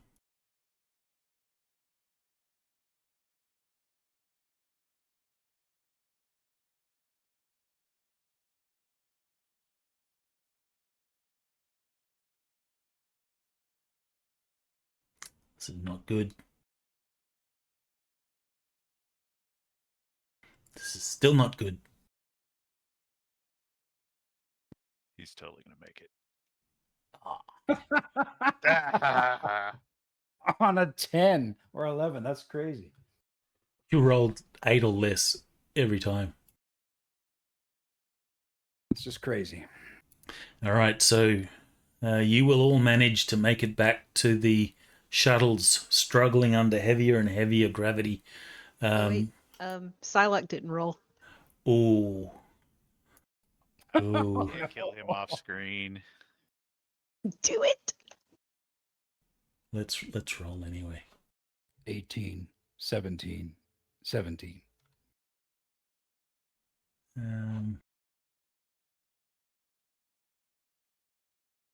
There are who? three You know what you could do. shuttles. He does not There have are- fit. He should. Huh? Yeah, that's well. He may not have used the templates. I was going to say you can make him roll when he's here.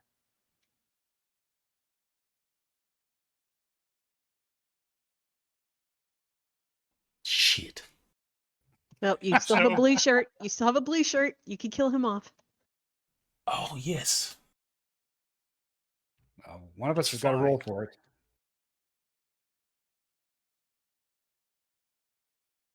All right, who wants to roll for the blue shirt? Well, there are 5 of us here. Oops, that's not the right one. Is it a HT10? Well, there's one There's fail a for fail. you. Plus fit. You should see the sheet.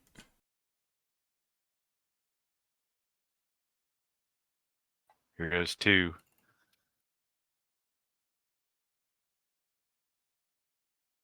Oh, that's 3 fails. Wait, Oh, how is no. it? Three Wait, fails? that was That's a a D20. D20. Sorry.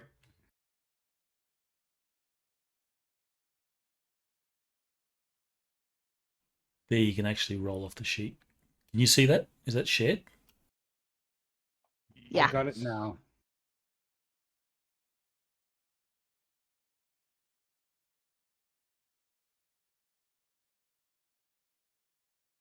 And that is 3 fails. That's 3 fails.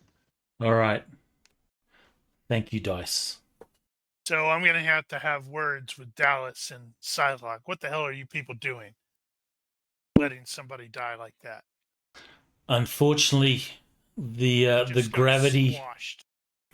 the gravity is too much for blue shirt, and his legs are not able to support him as the gravity increases, and he drops to his knee just as a section of roof collapses in on top of him. He is obviously dead. He just couldn't wait. There were 3 shuttles currently, as I recall. There are 3, yes. And Right, we I got a spare now. did we not say we were going to recharge the other one? We had plugged it up. Yeah, I thought we did. So we're going to take all 3 of these shuttles out of here. All right, then I'll need pilot rolls from 3 people. What is the handling on the shuttle? I think they're +1. Okay, so I can fly one. I'm I can get presuming one. there's you got one, and then hopefully somebody else can not screw up the third one. Well, your gold shirt can fly. True. By 4. The Unless- gold shirt yeah. does not have a piloting skill. What about Psylocke? I believe he did. Because I'm just totally thinking of actually the end of episode 4, Star Wars, where you've got all those ships running away from the Death Star. And it's like you got 3 little shuttles, zooming away from this thing that's squishing in on itself. He should have pilot. We'll just assume he's got pilot 12. Okay. So I just, guess just roll 3d6. Do we dare let Mel do it? Because that would be funny. Mel's driving red shirt. 12. All right. Oh, it added a +1 for fit. So actually, Well, but that was 11, a so by roll 0, of yeah. 12. yeah. So success. Yay! All right, we so- have 3 shuttles. 3 shuttles will exit the iris of this station as it begins to collapse in on itself. The collapse just accelerates the further you get away, and eventually it collapses so much that it vanishes and goes black. And a second black hole has formed in this system. Yeah, I was Just just a small thinking, one. would it be going fast enough that it would actually microsingularity. stay in orbit? It will stay in orbit. So you Is got a black the- hole with a black hole moon. No, Yes. black hole sun. Which is going to absolutely wreck this system. Not that this system is safe anyway. It has a black hole that's spinning around, Yeah, true. radiating everything. One last thing is for the doctor to make a medicine roll to treat Commander Talar. Okay. It does become apparent that prolonged exposure to the Trillium-D radiation has messed with her Vulcan physiology. Okay. So is that just like a physician role Just or physicianal. Doesn't matter. Physician or medicine if you have the wild card. I will, but I haven't done it yet. So Regrettably, physician's fine. the damage is permanent. She Success is by unlikely to fully recover. All right. You will treat her, but you're not entirely sure on the long-term effect. All right. So she'll dig up some research in her off time later to see if she can get more info. Put her on Point of fact Prozac. there, Commander Lorian will actually point her directly to the appropriate literature on Trillium D effects on Vulcan mind. But he will not say how he knows it. It's also kind of old.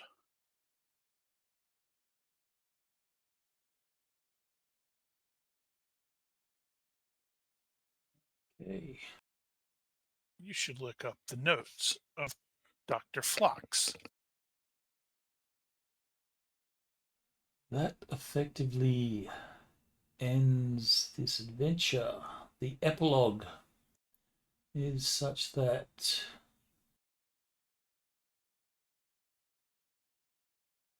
We have to attend the funeral for crewman Blue Shirt. you will have a funeral for crewman Blue Shirt. Need the name now. The planet Chaktia is irradiated from the black hole's jets, and it does become completely uninhabitable.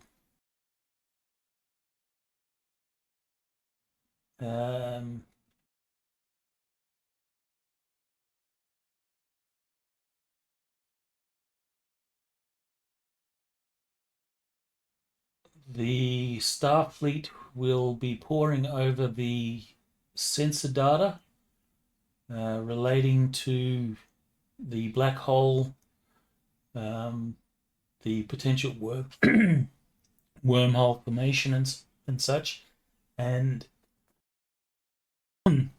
sorry, excuse me.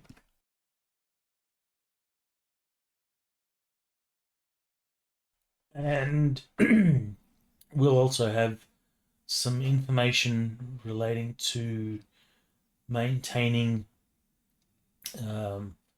neutronium. Starfleet believes that they might be able to use the ethic biology to make make some advancements in synthetic limbs and organs.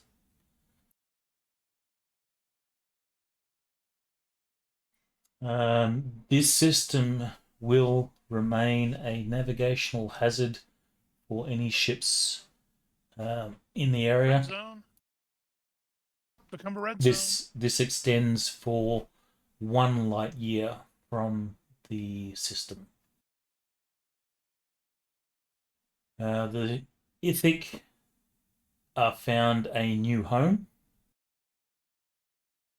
And then they disappear.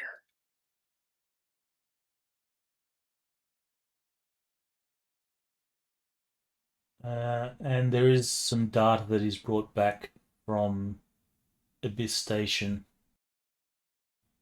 which confirms that the Ithic are a synthesized species, most likely created by the people that made the alien base.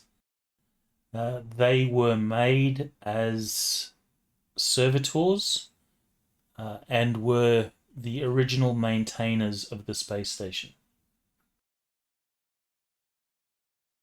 Aha. However, with the exception of the 2 that Commander Talar had with her, the memory of the other Ithic was damaged due to the initial radiation burst that wiped out most of the civilization. Well, if the 2 who said their memory wasn't lost, if they're not telling a lie, then I suspect Section 31 is going to cause those guys to disappear. What's Section 31? No, that's the player saying that. Going to make them disappear. So tell us more about how to make these wormhole weapons. What did you say the start date was for this again?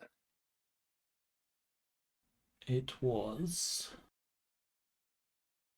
2269, was it? No, start date. Oh.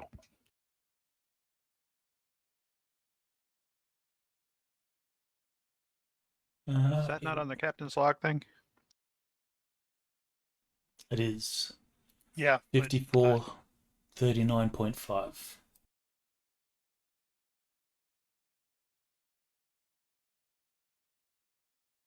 Crewman Blue Shirt needs a name now. Oh, do we need a memorial wall? Yeah, I'm adding the Roll of Honor there. Let's make him a Tellarite.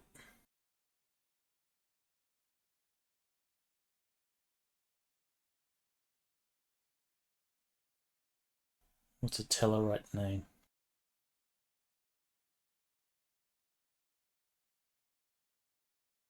Porky. Chat GPT, generate me a Tellarite name.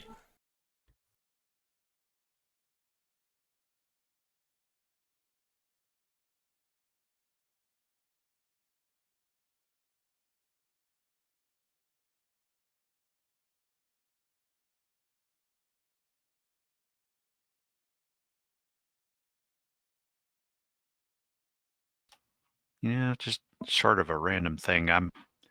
I've noticed that in the DBXML for the campaign, these notes have an owner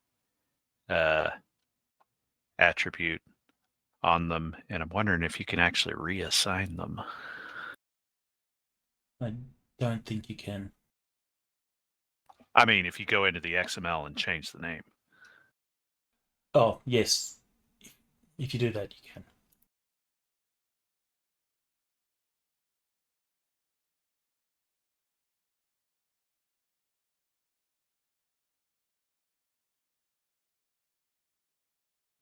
I'll need to copy an image of the torpedo burial. Right, yeah.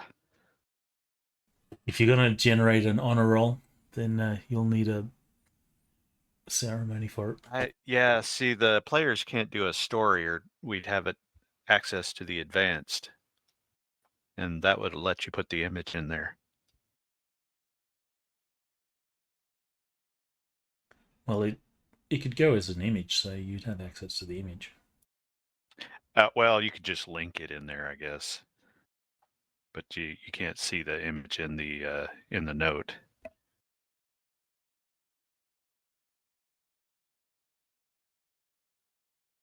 All right. Well, that wraps it up. A little bit over time. Yeah, I don't think you were going to squeeze this into one. Well, I did add a little extra on this second bit.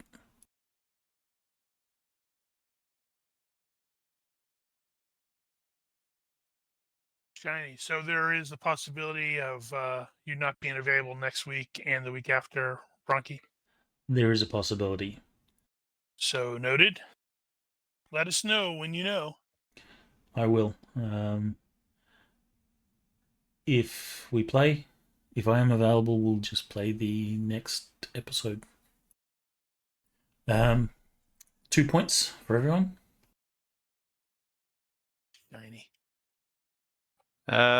So was that so? Let me start over.